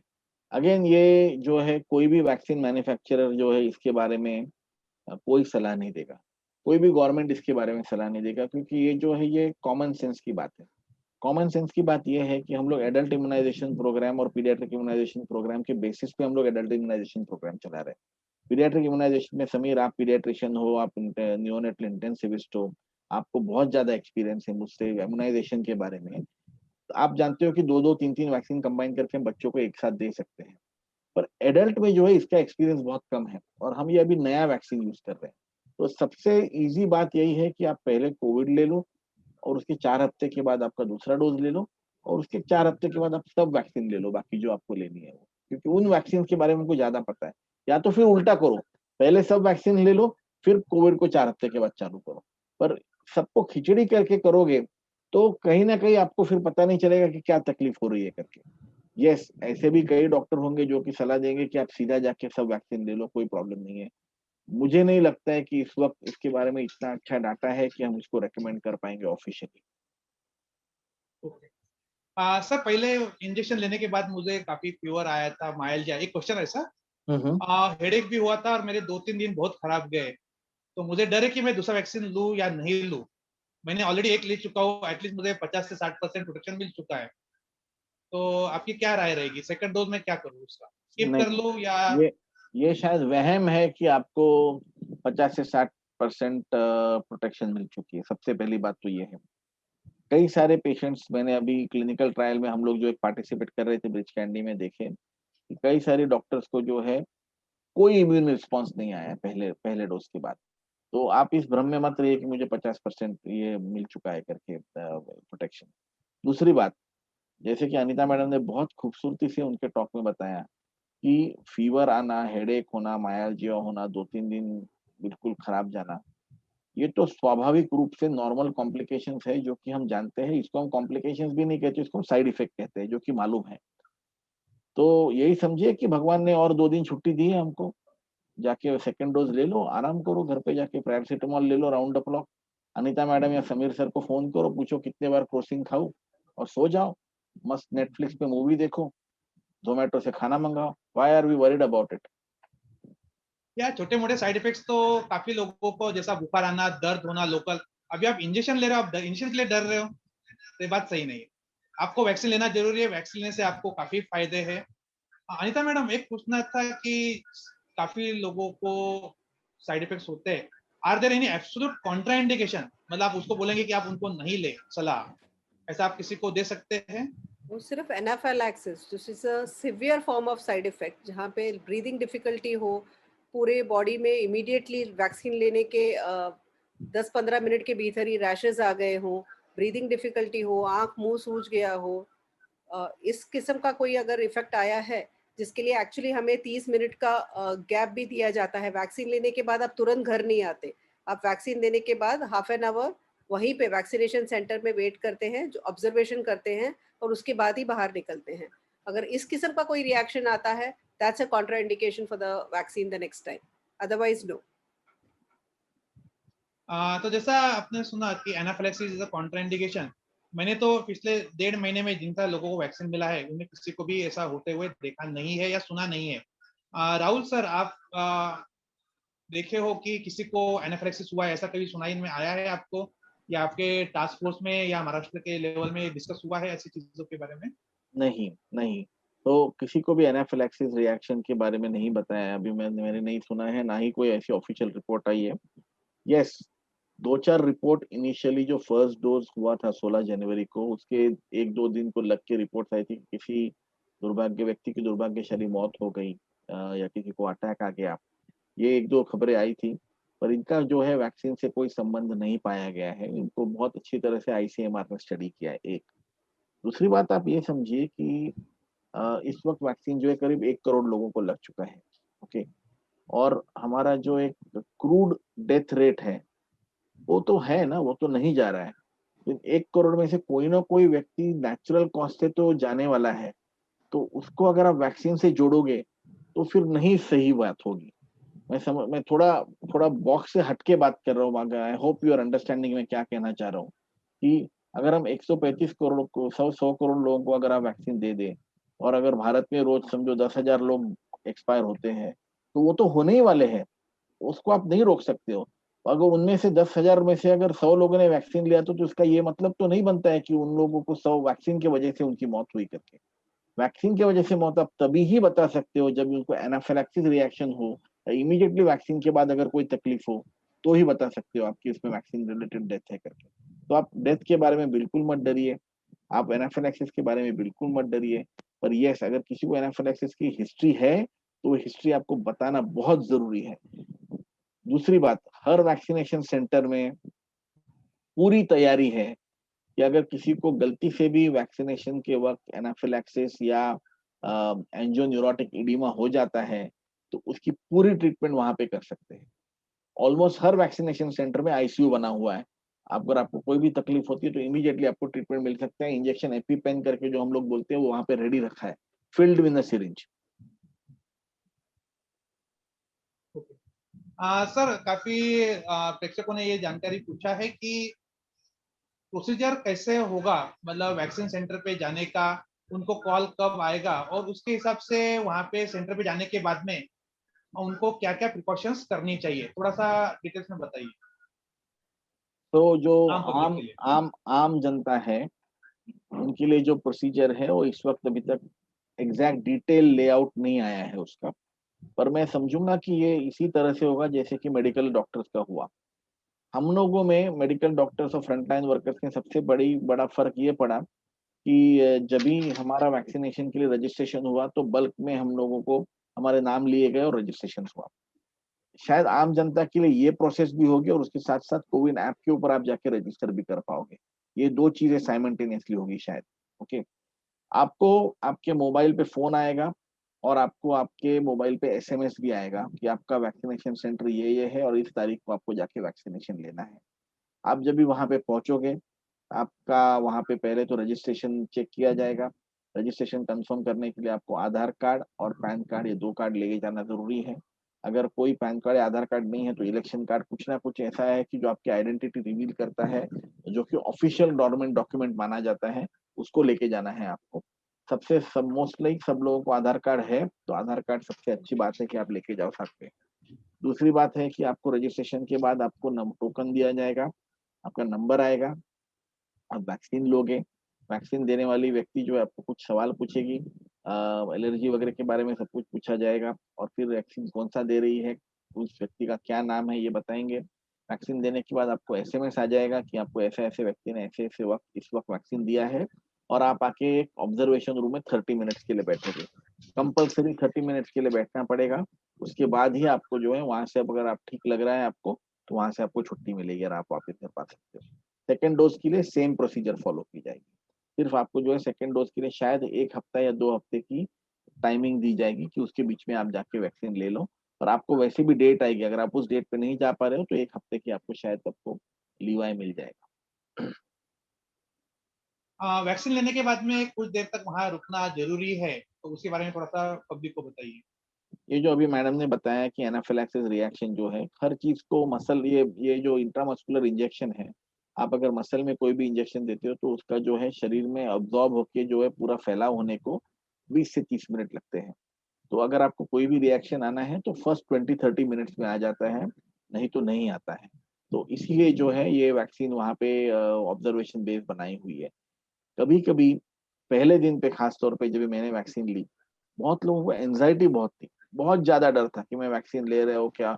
और वो एंग्जायटी की वजह से बहुत लोगों के दिल में धड़कन बढ़ गई और पसीने आए, और 2 मिनट जैसे उनको पानी पिलाया, शांत बिठाया, तो एवरीथिंग सेटल्ड डाउन। तो मोस्टली जो पीपल को तकलीफ हो रही है वो एंग्जायटी रिलेटेड हो रही है, और कोई नहीं हो रही है। अगर आप उनकी एंग्जायटी अगर आप दूर कर सको, थोड़े अच्छे से बात कर सको, हमारा जैसा ये एक इन्फॉर्मेटिव वेबिनार है, वैसे वेबिनार उनको सुनाओ, उनको अलर्ट कराओ, तो उनकी जो एंग्जायटी है काफ़ी कम हो जाएगी। वो लोग जाके आराम से वैक्सीन ले पाएँगे, और उनका जो प्रोसेस है वो इतना स्मूथ हो जाएगा कि उनको कोई कंप्लेंट नहीं होगी उसके बारे में। भावेश सर, और आपको कुछ सवाल है तो आप भी पूछ सकते हो बीच में, क्योंकि अपन जो पूछ रहे हैं, एज पर मैं ये देख रहा हूँ कि जो क्वेश्चन पूछे गए उसके हिसाब से मैं आगे चल रहा हूँ। तो नहीं, आप मुझे कुछ काफी आप सारे पूछ सकते क्वेश्चंस पर्सनल चैट पे आ रहे हैं। हो। हाँ सर, डॉक्टर राहुल पंडित, मैं एक पहला क्वेश्चन आपसे पूछना चाहूंगा। दिस बोलिए। Question has come from Dubai, NRI है। हुँ, इन्होंने हुँ। बोला कि if possible, I have 2 questions. पहला क्वेश्चन ये है, we have taken 2 dose in UAE called Sinopharm had correct. 28 days it takes to build the immunity. Will this be recognized when we come to India? और मैं इसको ये question को और आगे बढ़ाऊं तो समझो मैं इंडिया में कोई वैक्सीन लेता हूं, and then if I travel to say UK या जहां पे कोई और स्ट्रेन चल रहा है, तो whether this vaccine would be valid over there? Yes, तो हर कंट्री में इस वक़्त दुनिया में कहीं भी वैक्सीन बन रहा है, उसकी पुख्ता जानकारी हर कंट्री में दी गई है। इंडिया में प्रोसेस ये है कि आपको सेकंड वैक्सीनेशन के बाद आपको एक वैक्सीनेशन सर्टिफिकेट आ जाएगा। वैक्सीनेशन सर्टिफिकेट आपके मोबाइल पे आ जाएगा, वो आप प्रिंट आउट कीजिए, उसको आप मोबाइल पे भी स्टोर रखिए अपने, ताकि आप जहाँ भी अब्रॉड जाना चाहते हो आगे में, आपको वैक्सीनेशन सर्टिफिकेट आप प्रोड्यूस कर सकते हो, वो वैक्सीनेशन सर्टिफिकेट वैलिड माना जाएगा।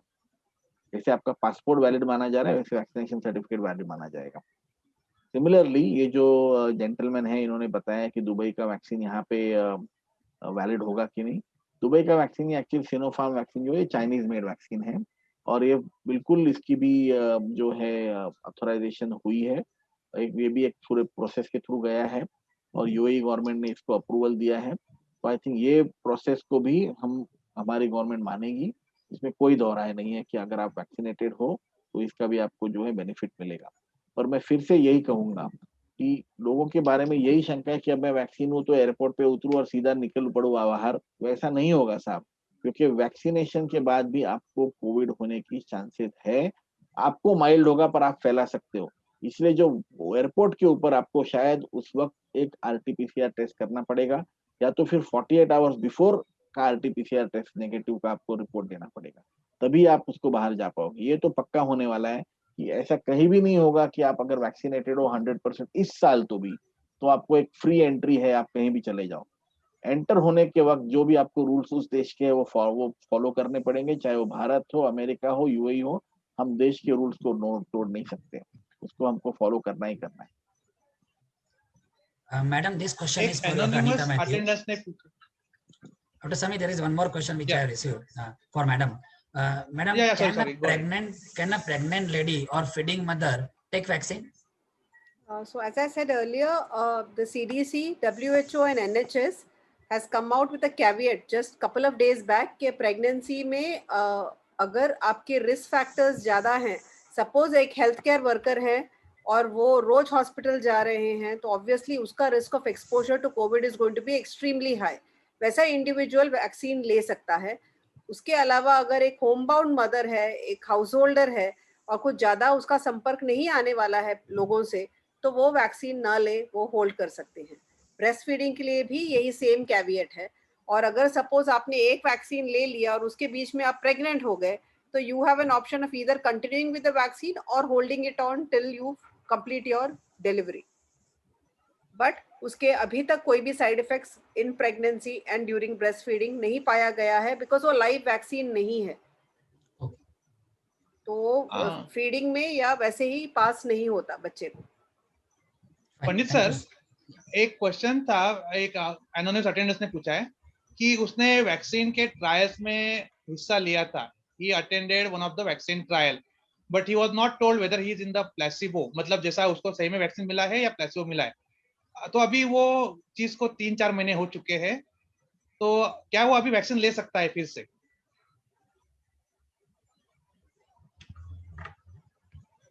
Very good question. Very good question. I don't have a good answer for it. Okay. मेरे पास सही में इसके बारे में पूरा सही सवाल जवाब नहीं है इनके लिए। अगर उन्होंने वैक्सीन ट्रायल में भाग लिया है और अगर वो प्लेसिबो आर्म में थे, तो यस, उनको वैक्सीन की जरूरत पड़ेगी। एक चीज कर सकते हैं ये, अगर इनको कोविड नहीं हुआ था पहले और अगर ये वैक्सीन के आर्म में थे, तो पता लगाने के लिए आप आपकी आईजीजी एंटीबॉडीज कर सकते हो। अगर आपके पास आईजीजी एंटीबॉडीज है, तो शायद आप प्लेसिबो आर्म में नहीं, ट्रीटमेंट आर्म में थे। और अगर आपकी एंटीबॉडीज बिल्कुल जीरो है, तो आप एक बार आपके वैक्सीनेशन के जो मेन ऑफिसर थे जिन्होंने ट्रायल किया था, उनको बताइए और आप वैक्सीन लेने के लिए चले जाइए। यही मैं सिंपल इसमें से एक सोल्यूशन ले पाऊंगा। और मैं इसका सवाल जो है आईसीएमआर से पूछूंगा, इसका जवाब। मैं जरा इसके बारे में, तो ये मेरे ध्यान में नहीं आया था सवाल। I think it's a very good question. Okay, so anonymous सलाहकार से मैं यही बोलूंगा कि आप थोड़ा वेट करिए थोड़ी देर के लिए, और डायरेक्टली आईसीएमआर से भी एक क्वेश्चन पूछ सकते हैं कि आपने पहले जो वैक्सीन ट्रायल लिया था, तो आपको वैक्सीन अभी लेना चाहिए नहीं लेना चाहिए। पंडित सर, और एक पूछना था कि अभी आप देखेंगे मुंबई में काफी सारे सेंटर्स बने हुए हैं और वहाँ पे काफी सारे वैक्सीन मिले हैं, पर जैसा मुंबई की ऑफिशियल पॉपुलेशन देखेंगे आप, 1 से 2 करोड़, थाना और नई मुंबई मिला के अराउंड 3 करोड़, तो इतने लोगों को वैक्सीन देने के लिए जो नंबर ऑफ सेंटर्स है वो काफी कम है। तो प्राइवेट हॉस्पिटल्स में ये कब चालू होगा और इसके बारे में टास्क फोर्स क्या सोचता है? नहीं, तो ये स्टेट गवर्नमेंट कंट्रोल नहीं है डॉक्टर समीर, ये जो है ये सेंट्रल गवर्नमेंट कंट्रोल्ड है। और वैक्सीनेशन प्रोग्राम्स को बढ़ाने के लिए गवर्नमेंट ने कुछ नियम रूल्स किए हैं। इस वक्त थाना म्युनिसिपल कॉर्पोरेशन ने कुछ प्राइवेट सेंटर्स में जो है वैक्सीनेशन प्रोग्राम चालू किया, जैसे जुपिटर में किया है, कौशल्या में किया है, मुझे मालूम है ये 2 सेंटर्स में किया हुआ है। But actually this is completely controlled by government. तो स्टेट टास्क फोर्स ने तो रिकमेंडेशन किया है कि पब्लिक प्राइवेट पार्टनरशिप के अंतर्गत जो है आप वैक्सीनेशन प्रोग्राम पूरा मास में रोल आउट कीजिए, जहां जहां ट्रेनिंग दे सकते रोल आउट कीजिए। मंडे से जो है, मेरे ख्याल से कल से जो है वैक्सीनेशन प्रोग्राम फोर्टिस मुलुंड में भी चालू हो रहा है। पर आप ये समझिए कि ये सिर्फ वैक्सीनेशन सेंटर्स है प्राइवेट में दिए गए हुए। Private hospitals are not controlling the vaccine. ये किसको वैक्सीन देना है ये प्राइवेट हॉस्पिटल के हाथ में नहीं है, ये ऊपर से ही आ रहा है। ये बहुत बड़ा फर्क है। हमने सिर्फ वैक्सीनेशन सेंटर बनाया है, और किसको वैक्सीन देना है ये जो है पूरी की पूरी जानकारी जो है गवर्नमेंट के लिस्ट के हिसाब से हो रही है। तो इसमें कोई शॉर्टकट नहीं माना जाएगा। तो वैक्सीनेशन सेंटर्स विल इंक्रीज। आप शायद देखोगे कि अगले 3 महीने में मोस्ट हॉस्पिटल जिनके पास की स्टोरेज फैसिलिटी होगी और 3 रूम्स होंगे देने के लिए, वहां पे वैक्सीनेशन सेंटर्स बन सकते हैं। अच्छे ट्रेनिंग के बाद। तो जैसा बताया सर आपने कि वैक्सीन सेंटर्स और बनेंगे और काफी लोगों को अपन दे पाएंगे, पर इतनी मात्रा में वैक्सीन इंडिया में अवेलेबल है कि आप सभी को दे पाएंगे? काफी सुना है कि काफी दूसरे कंट्रीज में भी अपन दे रहे हैं। इंडिया जो है आज दुनिया की वैक्सीन फार्मेसी है। 70% से ज्यादा वैक्सीन जो आज पूरी दुनिया में बन रहे हैं वो इंडिया से बन रहे हैं। और इसमें कोई दोहराए नहीं है कि इसमें जो है थोड़ी बहुत वैक्सीन डिप्लोमेसी जो हमारी सरकार कर रही है वो भी बहुत इंपॉर्टेंट है, क्योंकि हम सिर्फ हमारे पास सब कुछ नहीं रख सकते, हमको दूसरे लोगों को भी, ये ह्यूमैनिटेरियन क्राइसिस है, ये कोई इंडिया के लिए सिर्फ लागू होने वाला क्राइसिस नहीं है, पूरी दुनिया में लागू होने वाला क्राइसिस है। बट यस, वैक्सीन प्रोडक्शन की जो प्रोसेस है वो इतनी अभी फास्ट कर दी गई है कि वैक्सीन डोजेज हम सबको जो है आराम से मिलना चालू हो जाएंगे, मुझे कोई उसमें डाउट नहीं लग रहा है। इसके अलावा और 2 या 3 वैक्सीन भी हमारे कंट्री में 2-3 महीने में आएगी, और ये जो है हमारी जो रिक्वायरमेंट है वो पूरी कर पाएगी आराम से। अच्छा मैडम, एक सवाल है कि किसी पर्सन ने पूछा है कि मैंने वैक्सीन लिया है, दोनों वैक्सीन मेरे हो चुके हैं, is there any way specifically I can confirm myself कि मुझे ऐसा लगेगा कि मैं 100% प्रोटेक्शन में हूँ? तो इसके बारे में आप क्या सोचेंगे और क्या बोलेंगे? 100% प्रोटेक्शन आपका कोई भी वैक्सीन नहीं देता, और ये तो वो सिर्फ समझने के लिए मैं कोई टेस्ट कर सकता हूँ कि जिससे मुझे पता चले कि हाँ अभी मेरे शरीर में इनफ अमाउंट ऑफ वैक्सीन गया है और मैं 100% प्रोटेक्शन हूँ मेरे पास। सो द पॉइंट इज, जैसे डॉक्टर पंडित ने ऑलरेडी उस पे विस्तार पहले से कर लिया था कि when you take a vaccine, आपका प्रोटेक्टिव लेवल्स जो देखते हैं that is in the form of neutralising antibody. जब हम न्यूट्रलाइजिंग एंटीबॉडी बोलते हैं, मतलब वो एंटीबॉडी जो आपके बॉडी में वायरस को एंट्री करने से रोके, वो वाले एसेज अपने पास अभी तक स्टैंडर्डाइज नहीं है। we do not have a standardization in our country for that particular test. तो वो टेस्ट के बलबूते पे ही हम बता सकते हैं कि आपका प्रोटेक्शन लेवल्स कितना है। एक डोज और 2 डोज वैक्सीन के बाद न्यूट्रलाइजिंग एंटीबॉडी कितने दिन तक, कितने महीनों तक या कितने हफ्तों तक रहती है, इसका भी अपने पास अभी तक डेटा नहीं है। जितना पाया गया है, ये हम जानते हैं कि vaccine if you take it for 2 doses will give you an adequate protection for a period of 6 months to probably a year. उससे बियॉन्ड कितना है वो हमको over a period of time ही पता चलेगा। वैक्सीन भी आकर सिर्फ 4 से 6 महीना ही हुआ है, उससे ज़्यादा तो हमें नहीं पता चलेगा जब तक हम रोल आउट पूरा प्रोग्राम नहीं होता। दूसरी बात, इसके लिए आपको एक बार आपने वैक्सीन लिया तो मास्किंग बंद नहीं कर सकते। Again reiterate what doctor Pandit has said, masking is going to be a way of life, and appropriate masking, that means a mask which is above your nostril, a mask which covers your nose, is the way ahead along with the vaccine. It has to be followed. There are no two ways about it. Okay doctor Sameer, मेरे पास एक 5 minute और है, if you could relieve me. Okay, तो फिर मैं sir आपको एक सवाल पूछूंगा कि कुछ लोग ऐसे हैं कि आप उन्हें कितना ही समझाए, कितना भी बताए, they are not going to convince and they are going to say कि vaccines are not good or vaccine will cause problem, vaccine might cause certain issues like infertility. ऐसा बहुत सारे मेरे पास भी 2-3 लोगों के मैसेज मैंने देखे थे या ऐसे स्प्रेड हो रहे हैं। तो ये स्प्रेड जो हो रहा है खराब मैसेज, बराबर मैसेज नहीं है। तो आपकी क्या राय रहेगी लोगों के लिए स्पेसिफिकली कि उनको अपन समझा सके या टैकल कर सके सिचुएशन को कि vaccines are better, vaccines are safe? तो आपकी एक फाइनल राय क्या रहेगी ये लोगों की जो कन्विंस नहीं हो पा रहे हैं नॉर्मली? ऐसा है समीर जी कि सबसे पहली बात तो वैक्सीनेशन ये वॉलेंट्री है। अपने आप को समझना है कि आपको कितना प्रोटेक्शन देना है। अगर आप अफवाहों पे विश्वास रखोगे और डॉक्टरों पे विश्वास नहीं रखोगे तो ये खुद ही बता रहा है कि आप किस चीज के ऊपर क्या चाहते हो। उसके ऊपर मैं क्या कह सकता हूँ या सरकार क्या कह सकती है? किसी को डंडा मार के तो वैक्सीन देने नहीं वाली है सरकार, इतना मैं आपको बता दूं एकदम क्लियरली। ये कॉमन सेंस की बात है। आप पीडियाट्रिक्स में भी देखते हो कि कोई कोई फैमिलीज है, भारत में फॉर्चुनेटली कम है, पर जैसे आप भी कनाडा रह चुके हैं, मैं भी ऑस्ट्रेलिया, एक्टिव वैक्सीन लॉबी रहती है काफी बार, एंटी वैक्सीन लॉबी बहुत बड़ी है, और वो बच्चों को भी वैक्सीन नहीं देती है, बड़ों की तो बात ही छोड़ो। तो इन लोगों को जो एक हद तक हम समझा सकते हैं। अगर हद से ज्यादा नहीं समझ में आ रहा है तो हम कुछ नहीं कर सकते हैं. वी हैव टू एक्सेप्ट कि ये लोग जो है वो नहीं समझने वाले हैं, और उनके पीछे आप एफर्ट डालो समझाने के लिए, उससे अच्छा तो मैं 10 लोग जो तैयार है उनको मैं वैक्सीन दे दूं, उसमें एफर्ट ज्यादा डालूं. एक आध आदमी जो नहीं तैयार है उसके पीछे मैं नहीं वक्त जाया कर सकता हूँ, क्योंकि इतनी इंफॉर्मेशन ऑलरेडी दुनिया में बाहर है, गूगल पे है, इंटरनेट पे है, वेबिनार पे है, कि हर आदमी को समझना चाहिए कि अपने भलाई में क्या है करके. और इस वक्त इससे ज्यादा मैंने तो पहले ही बताया कि इस वक्त वैक्सीन के जो दो दो शॉट्स है वो अमृत की तरह है. आप वैक्सीन और मास्क पहनोगे तो आपको सबसे ज्यादा प्रोटेक्शन मिलेगी. तो इसमें कोई दो राय नहीं है कि आपको जो है एफर्ट्स आपके कहाँ आप यूटिलाइज करोगे उसके ऊपर आपको समझना है. As a medical community, as community workers, हमको समझना है कि एक हद तक हम डाउट क्लियर कर सकते हैं. उसके बाद भी अगर आप कहोगे कि नहीं मैं तो यही मानता हूँ कि इसमें तकलीफ होने ही वाली है, तो you can not change it. उस मत को आप नहीं चेंज कर पाओगे, एक हद तक चेंज कर पाओगे बस.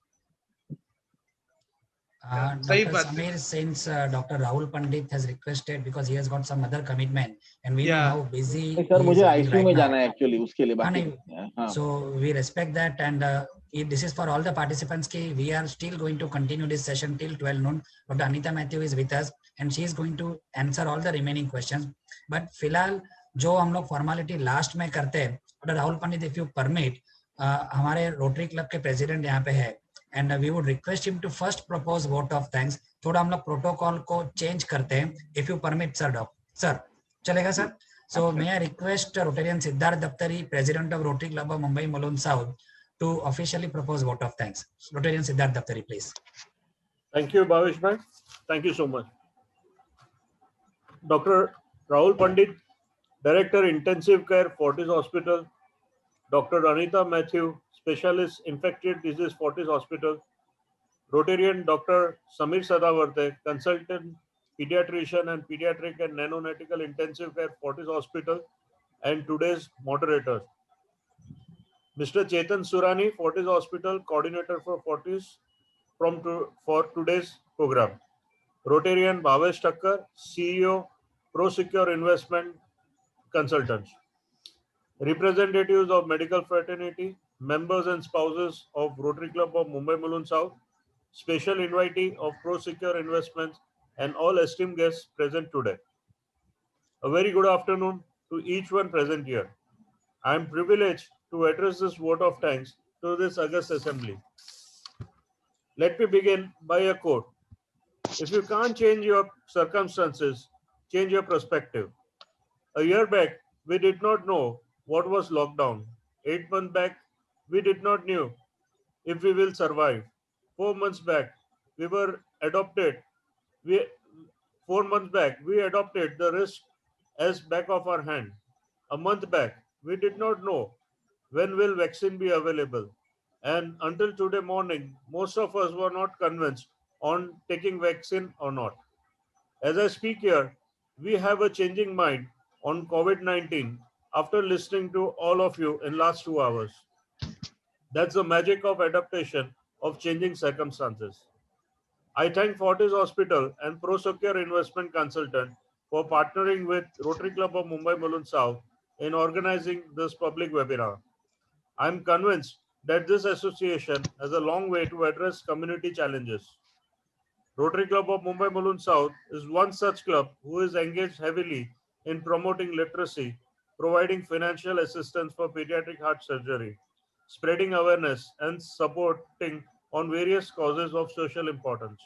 I am proud to acknowledge that our club stalwarts, Rotarian Bhavesh Thakkar and Rotarian Dr. Samir Sardavate, both directors on my board this year, for taking a giant step forward in organizing this webinar.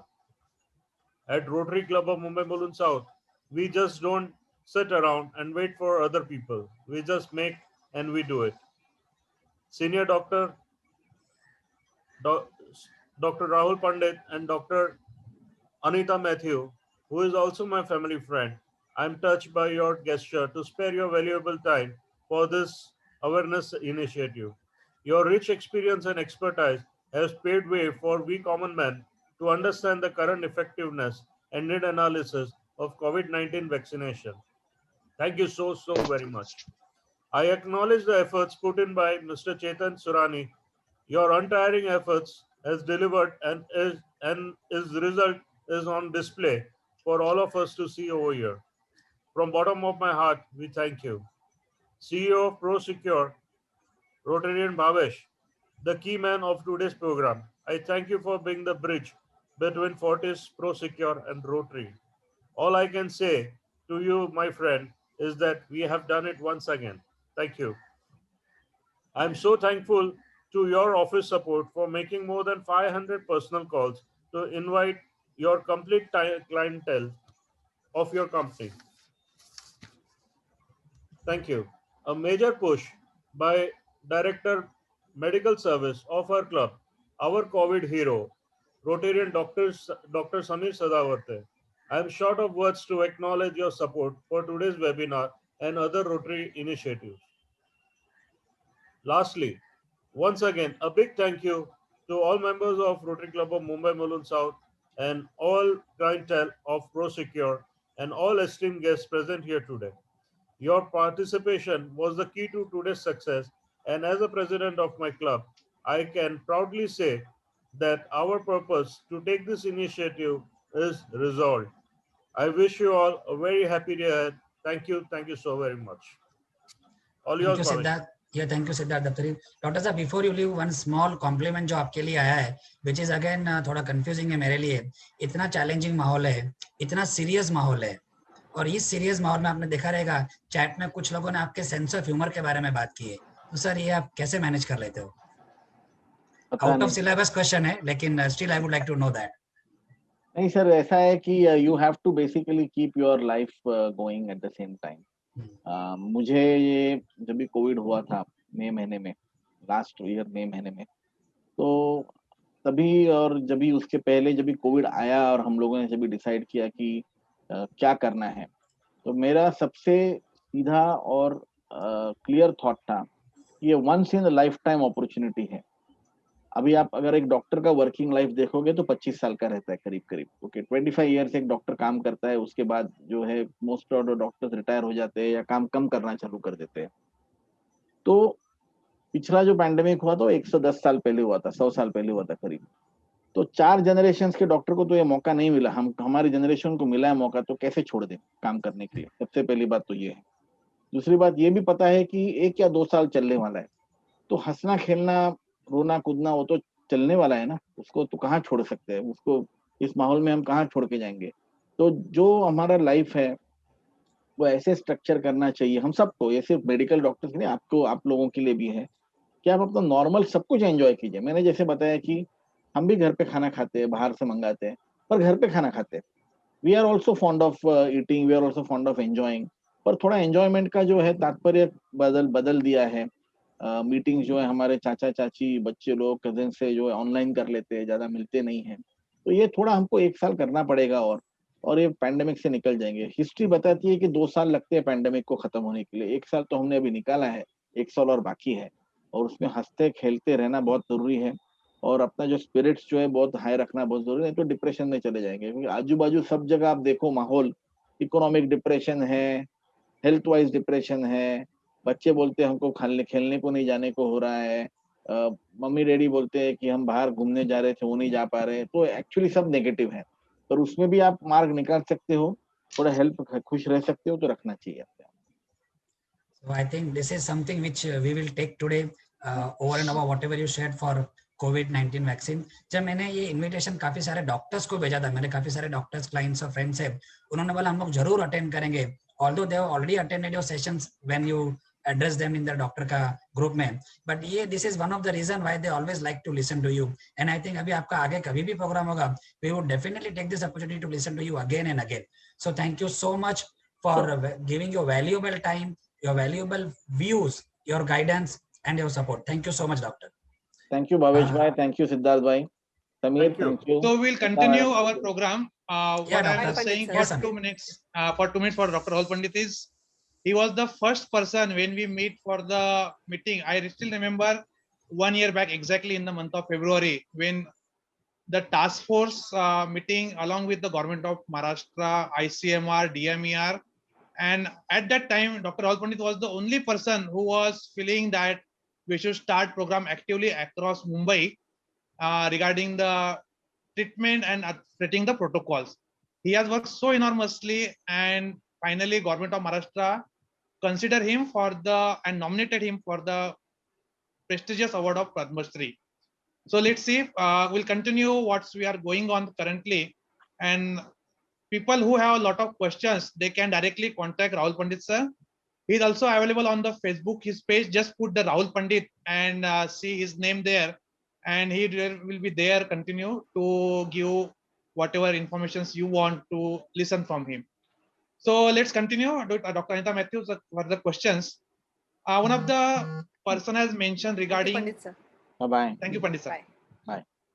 Regarding the epilepsy, he is on epileptic drugs, and his doctor has mentioned him that he cannot take the vaccine because vaccine may further increase his epilepsy. उसको झटके का बीमारी है और उसको ये डर है कि वो मेरी बीमारी वापस बढ़ जाएगी. तो ऐसे पेशेंट्स के लिए आप क्या राय देंगे? वैक्सीन लेना चाहिए ना ही लेना चाहिए? ये आपको वेरी पर्सनल क्वेश्चन है. I'm not sure, but it was asking continuously. The person is asking me that please get it involved, Anita madam and Rahul sir. Okay, so let me put it as this. Epileptic patients were a part of the study protocol as well. There was no exclusion criteria for the study. Exclusion criteria में epilepsy नहीं था exclusion criteria, so they probably have included these patients as well.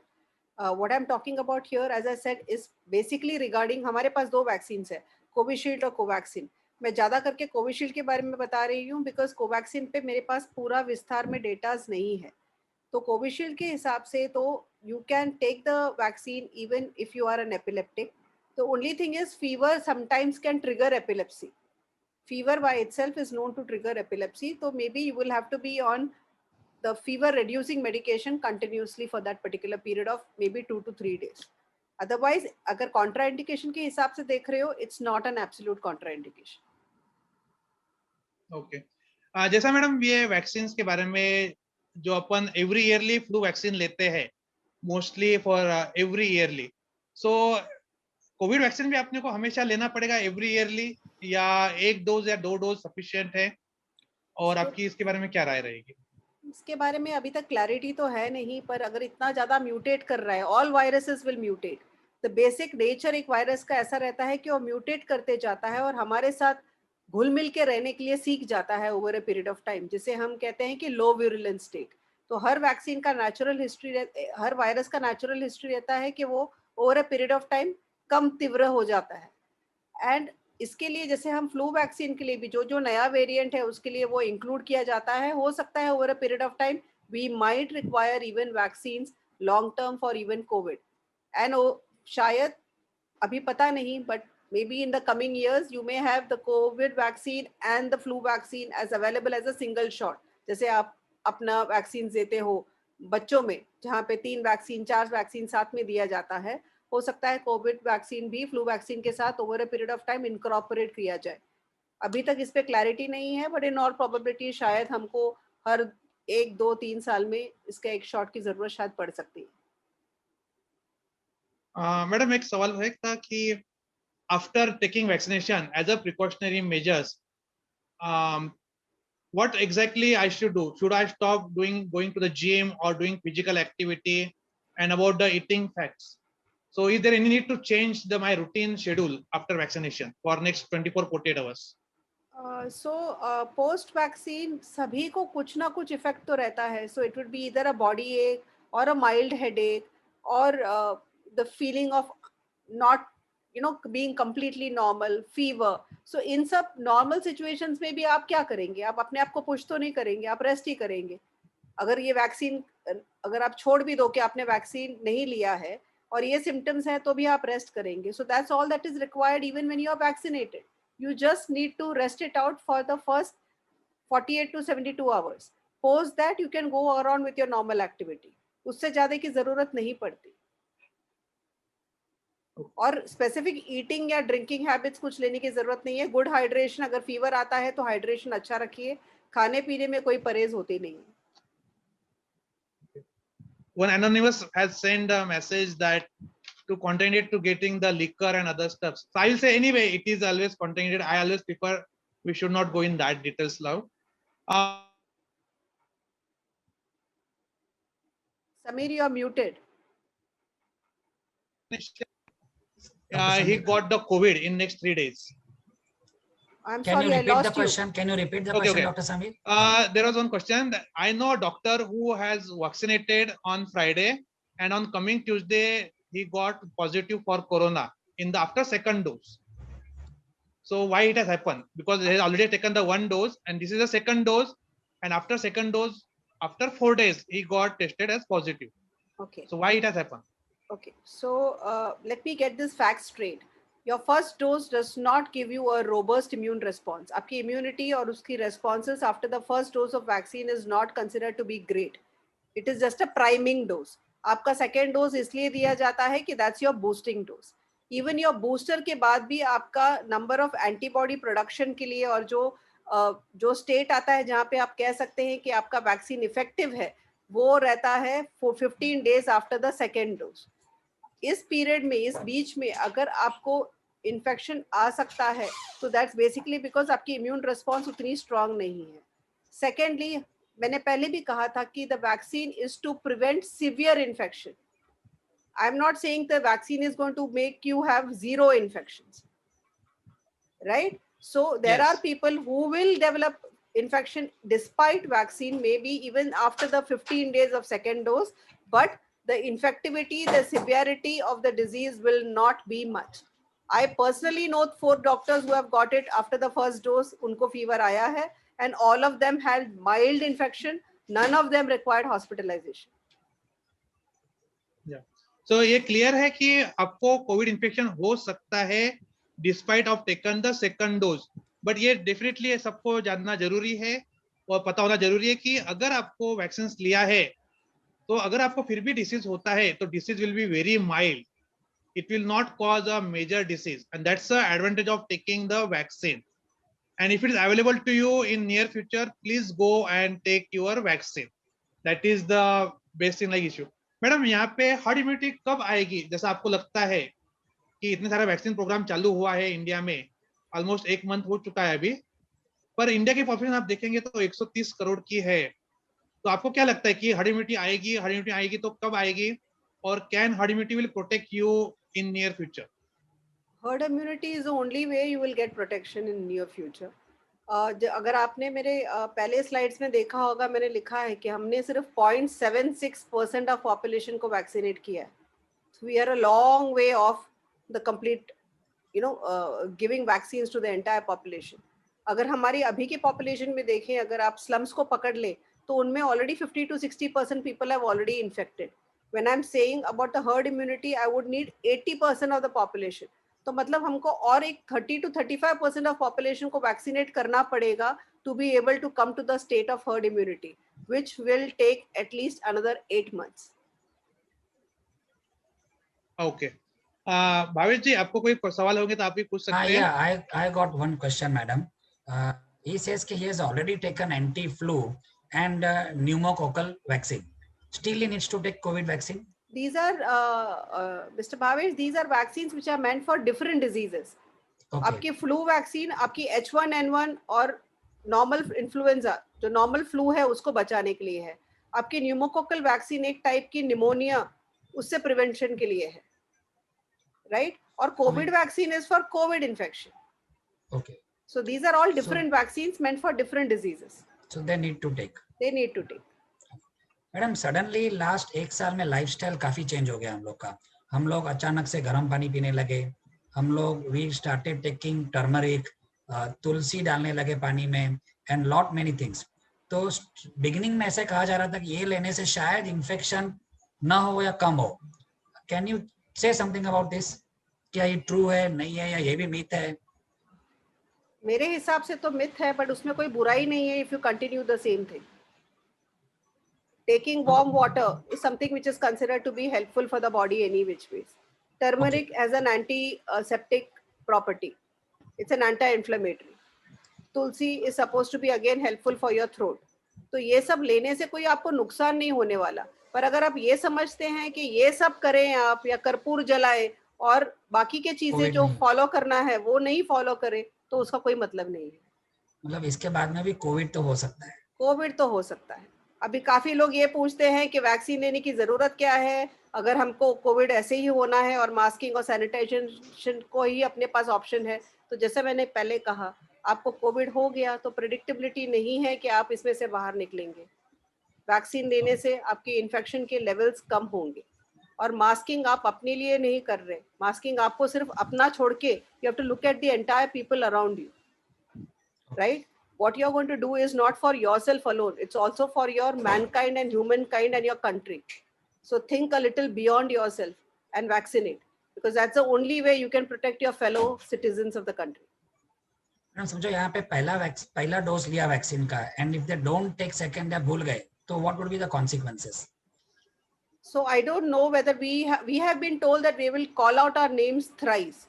3 बार हमको बुलाया जाएगा vaccine के लिए, और 3 बार में हम नहीं पहुंचे तो हमारा नाम काट नहीं दिया जाएगा, but it will be last in the list of people who would end up getting the vaccine. I think once they have a common man के लिए जो जब रोल आउट हुआ जाएगा प्रोग्राम, उनके लिए भी शायद इसी किस्म से ही बनाया जाएगा। बट सिर्फ एक डोज ही लिया और सेकंड डोज लिया ही नहीं, तो कोई नेगेटिव इम्पैक्ट होगा इसका? नेगेटिव इम्पैक्ट शायद नहीं होगा, but it will be a futile single dose. उसका यूटिलिटी भी कुछ नहीं होगा। So if you are going to forget taking your dose for maybe 3 months or beyond 3 months, you probably will have to take the 2 doses again. और समझो किसी ने Covishield के दोनों डोसेस ले लिए या कोवैक्सीन के ले लिए, and then again he wants to take one more vaccine, दूसरा वाला, तो is it possible? So we will not have those options right now. Okay. So अभी के लिए आपके सभी वैक्सीन्स और सब कुछ देने का पूरा, जैसा डॉक्टर पंडित ने कहा, it's all centralized. So nothing is in our hands. So as of now, we will have to follow the directive which comes in from the Ministry of Health and Family Welfare. तो उनके हिसाब से 2 vaccine is all that they will provide in the initial 2 months of having taken the vaccine. और उसके बाद अगर आप नहीं लेते हैं तो उसकी जो किस तरह से फ्लो होगा वो अभी तक हमें पता नहीं है। बूस्टर डोजेस इसके बाद आपको 6 महीने या 1 साल के बाद मिलेगा कि नहीं, इसका भी हमारे पास कोई आंसर्स नहीं है। मतलब जैसे एंटी फ्लू हम लोग साल में एक बार लगाते हैं, ऐसे इसके बारे में अभी तक कोई भी इंफॉर्मेशन नहीं है? इसके बारे में इंफॉर्मेशन नहीं है। Maybe by the end of this year we will have something like a vaccine menu card, जिसमें आपके पास शायद ऑप्शंस रहेंगे वैक्सीन्स के लिए, जैसे फाइजर शायद आ जाए, मोडर्ना आ जाए, जॉनसन एंड जॉनसन का वैक्सीन आ जाए। Over a period of time ये सब अगर मार्केट में आ जाता है and it's available, then we will be in a position to tell you how to take what and which at what time. तो madam आपने अभी जैसा बताया कि स्पुतनिक वैक्सीन और फाइजर वैक्सीन अवेलेबल मार्केट में फिलहाल इंडिया में नहीं है, पर इनका ट्रायल्स तो चल रहा है इंडिया में भी। तो आपकी क्या लगता है कि ये वैक्सीन भी नियर फ्यूचर में इंडिया में आ पाएंगे? इनका फेज 2 mRNA वैक्सीन अभी तक इंडिया में ट्रायल बेसिस में भी नहीं आया है doctor Sameer. Okay, they are not there. Sputnik has come in, but Sputnik is a vector based vaccine, हमारे जैसे ही है, जो हमारा कोविशील्ड है उसी हिसाब से ही है। तो बाकी के वैक्सीन्स डीसीजीए ट्रायल अभी तक आया नहीं है, अप्रूवल नहीं आया, because they have not asked for the approval. They have said we'll go ahead and release the vaccine in India, because उनके ट्रायल्स तो ऑलरेडी वेस्ट में हो ही चुका है, और उन्होंने वो ट्रायल में ऑलरेडी एशियन पॉपुलेशन भी कवर किया है।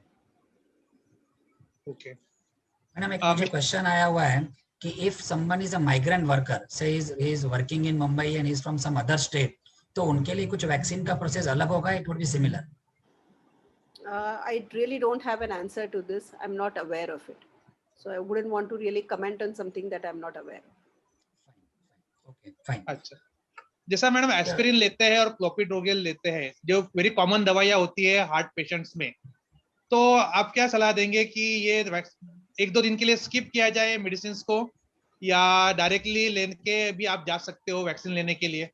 You can go directly and take the vaccine. You just need to compress that area जहाँ पे वैक्सीन दिया है, उसको थोड़ा सा होल्ड करना पड़ेगा एक आध couple of seconds के लिए। Clopidogrel and aspirin is not a contraindication for Covishield. Okay, so it very important चीज है, जो लोग एंटी मेडिकेशंस पे है, एंटी प्लेटलेट मेडिकेशंस पे, ब्लड थिनर्स पे है, वहां पे आपको दबा के ज्यादा रखना है थोड़ी देर के लिए ज्यादा इनिशियल साइट पे। That's the only thing what is the precautions we need to take. I am allergic to sulfa, should I take Covishield? I am allergic to sulfa too, and I have taken Covishield, and I'm surviving. Okay, so sulfa is a one type of drug which is used very specific reasons we are using nowadays. It is not a common drug what we use generally. So it's very safe. We should take vaccination, and there should not be any problem for taking the sulfur drugs. I am hypertension and above 70 years. Do I need to worry? And I'm also diabetic also. So No, is it sir. still safe? Yeah, it is safe to take vaccine. In fact, the vaccine is meant for people like you. So people above 65 years of age with diabetes, hypertension, heart disease, arthritis, all of these patients can go ahead and take the vaccine. It is found to be safe. So have no hesitancy and meet your family physician.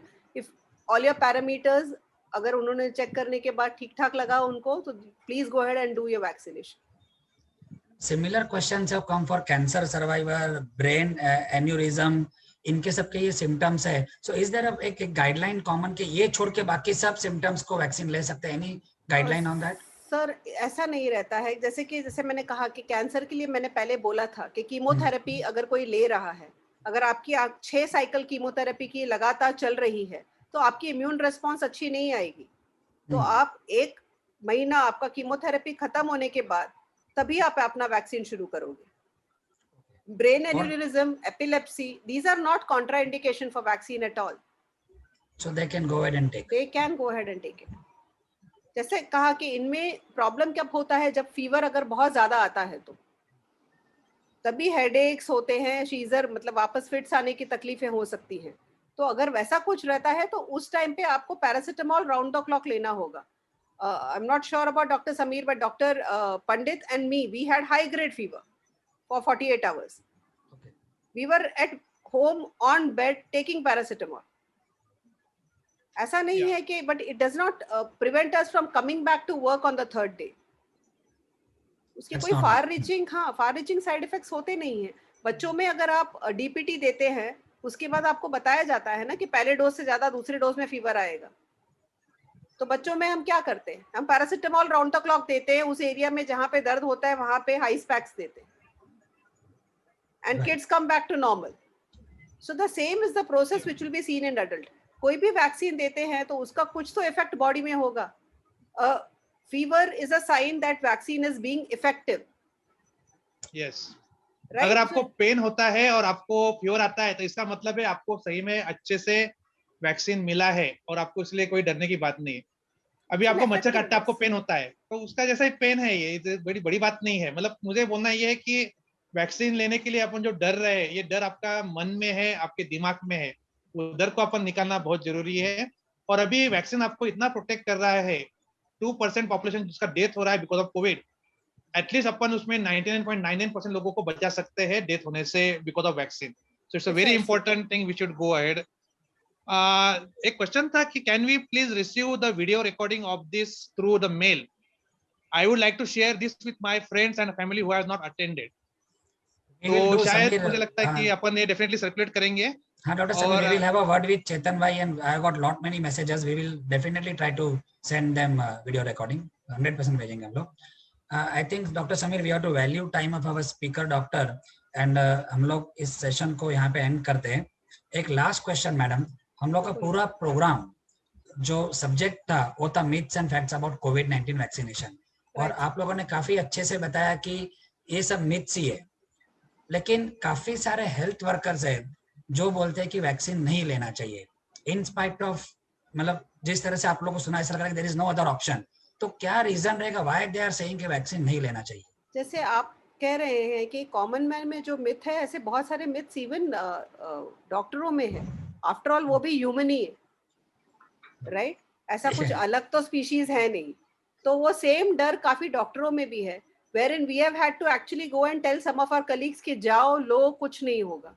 लेने के बाद उन्हें पता है कि कुछ नहीं हुआ, राइट? बट ये फिर हेल्थ वर्कर काफी सारे कॉमन मैन के साथ में इंटरेक्शन करते हैं. सो इसलिए the basic idea is vaccine is supposed to be protective.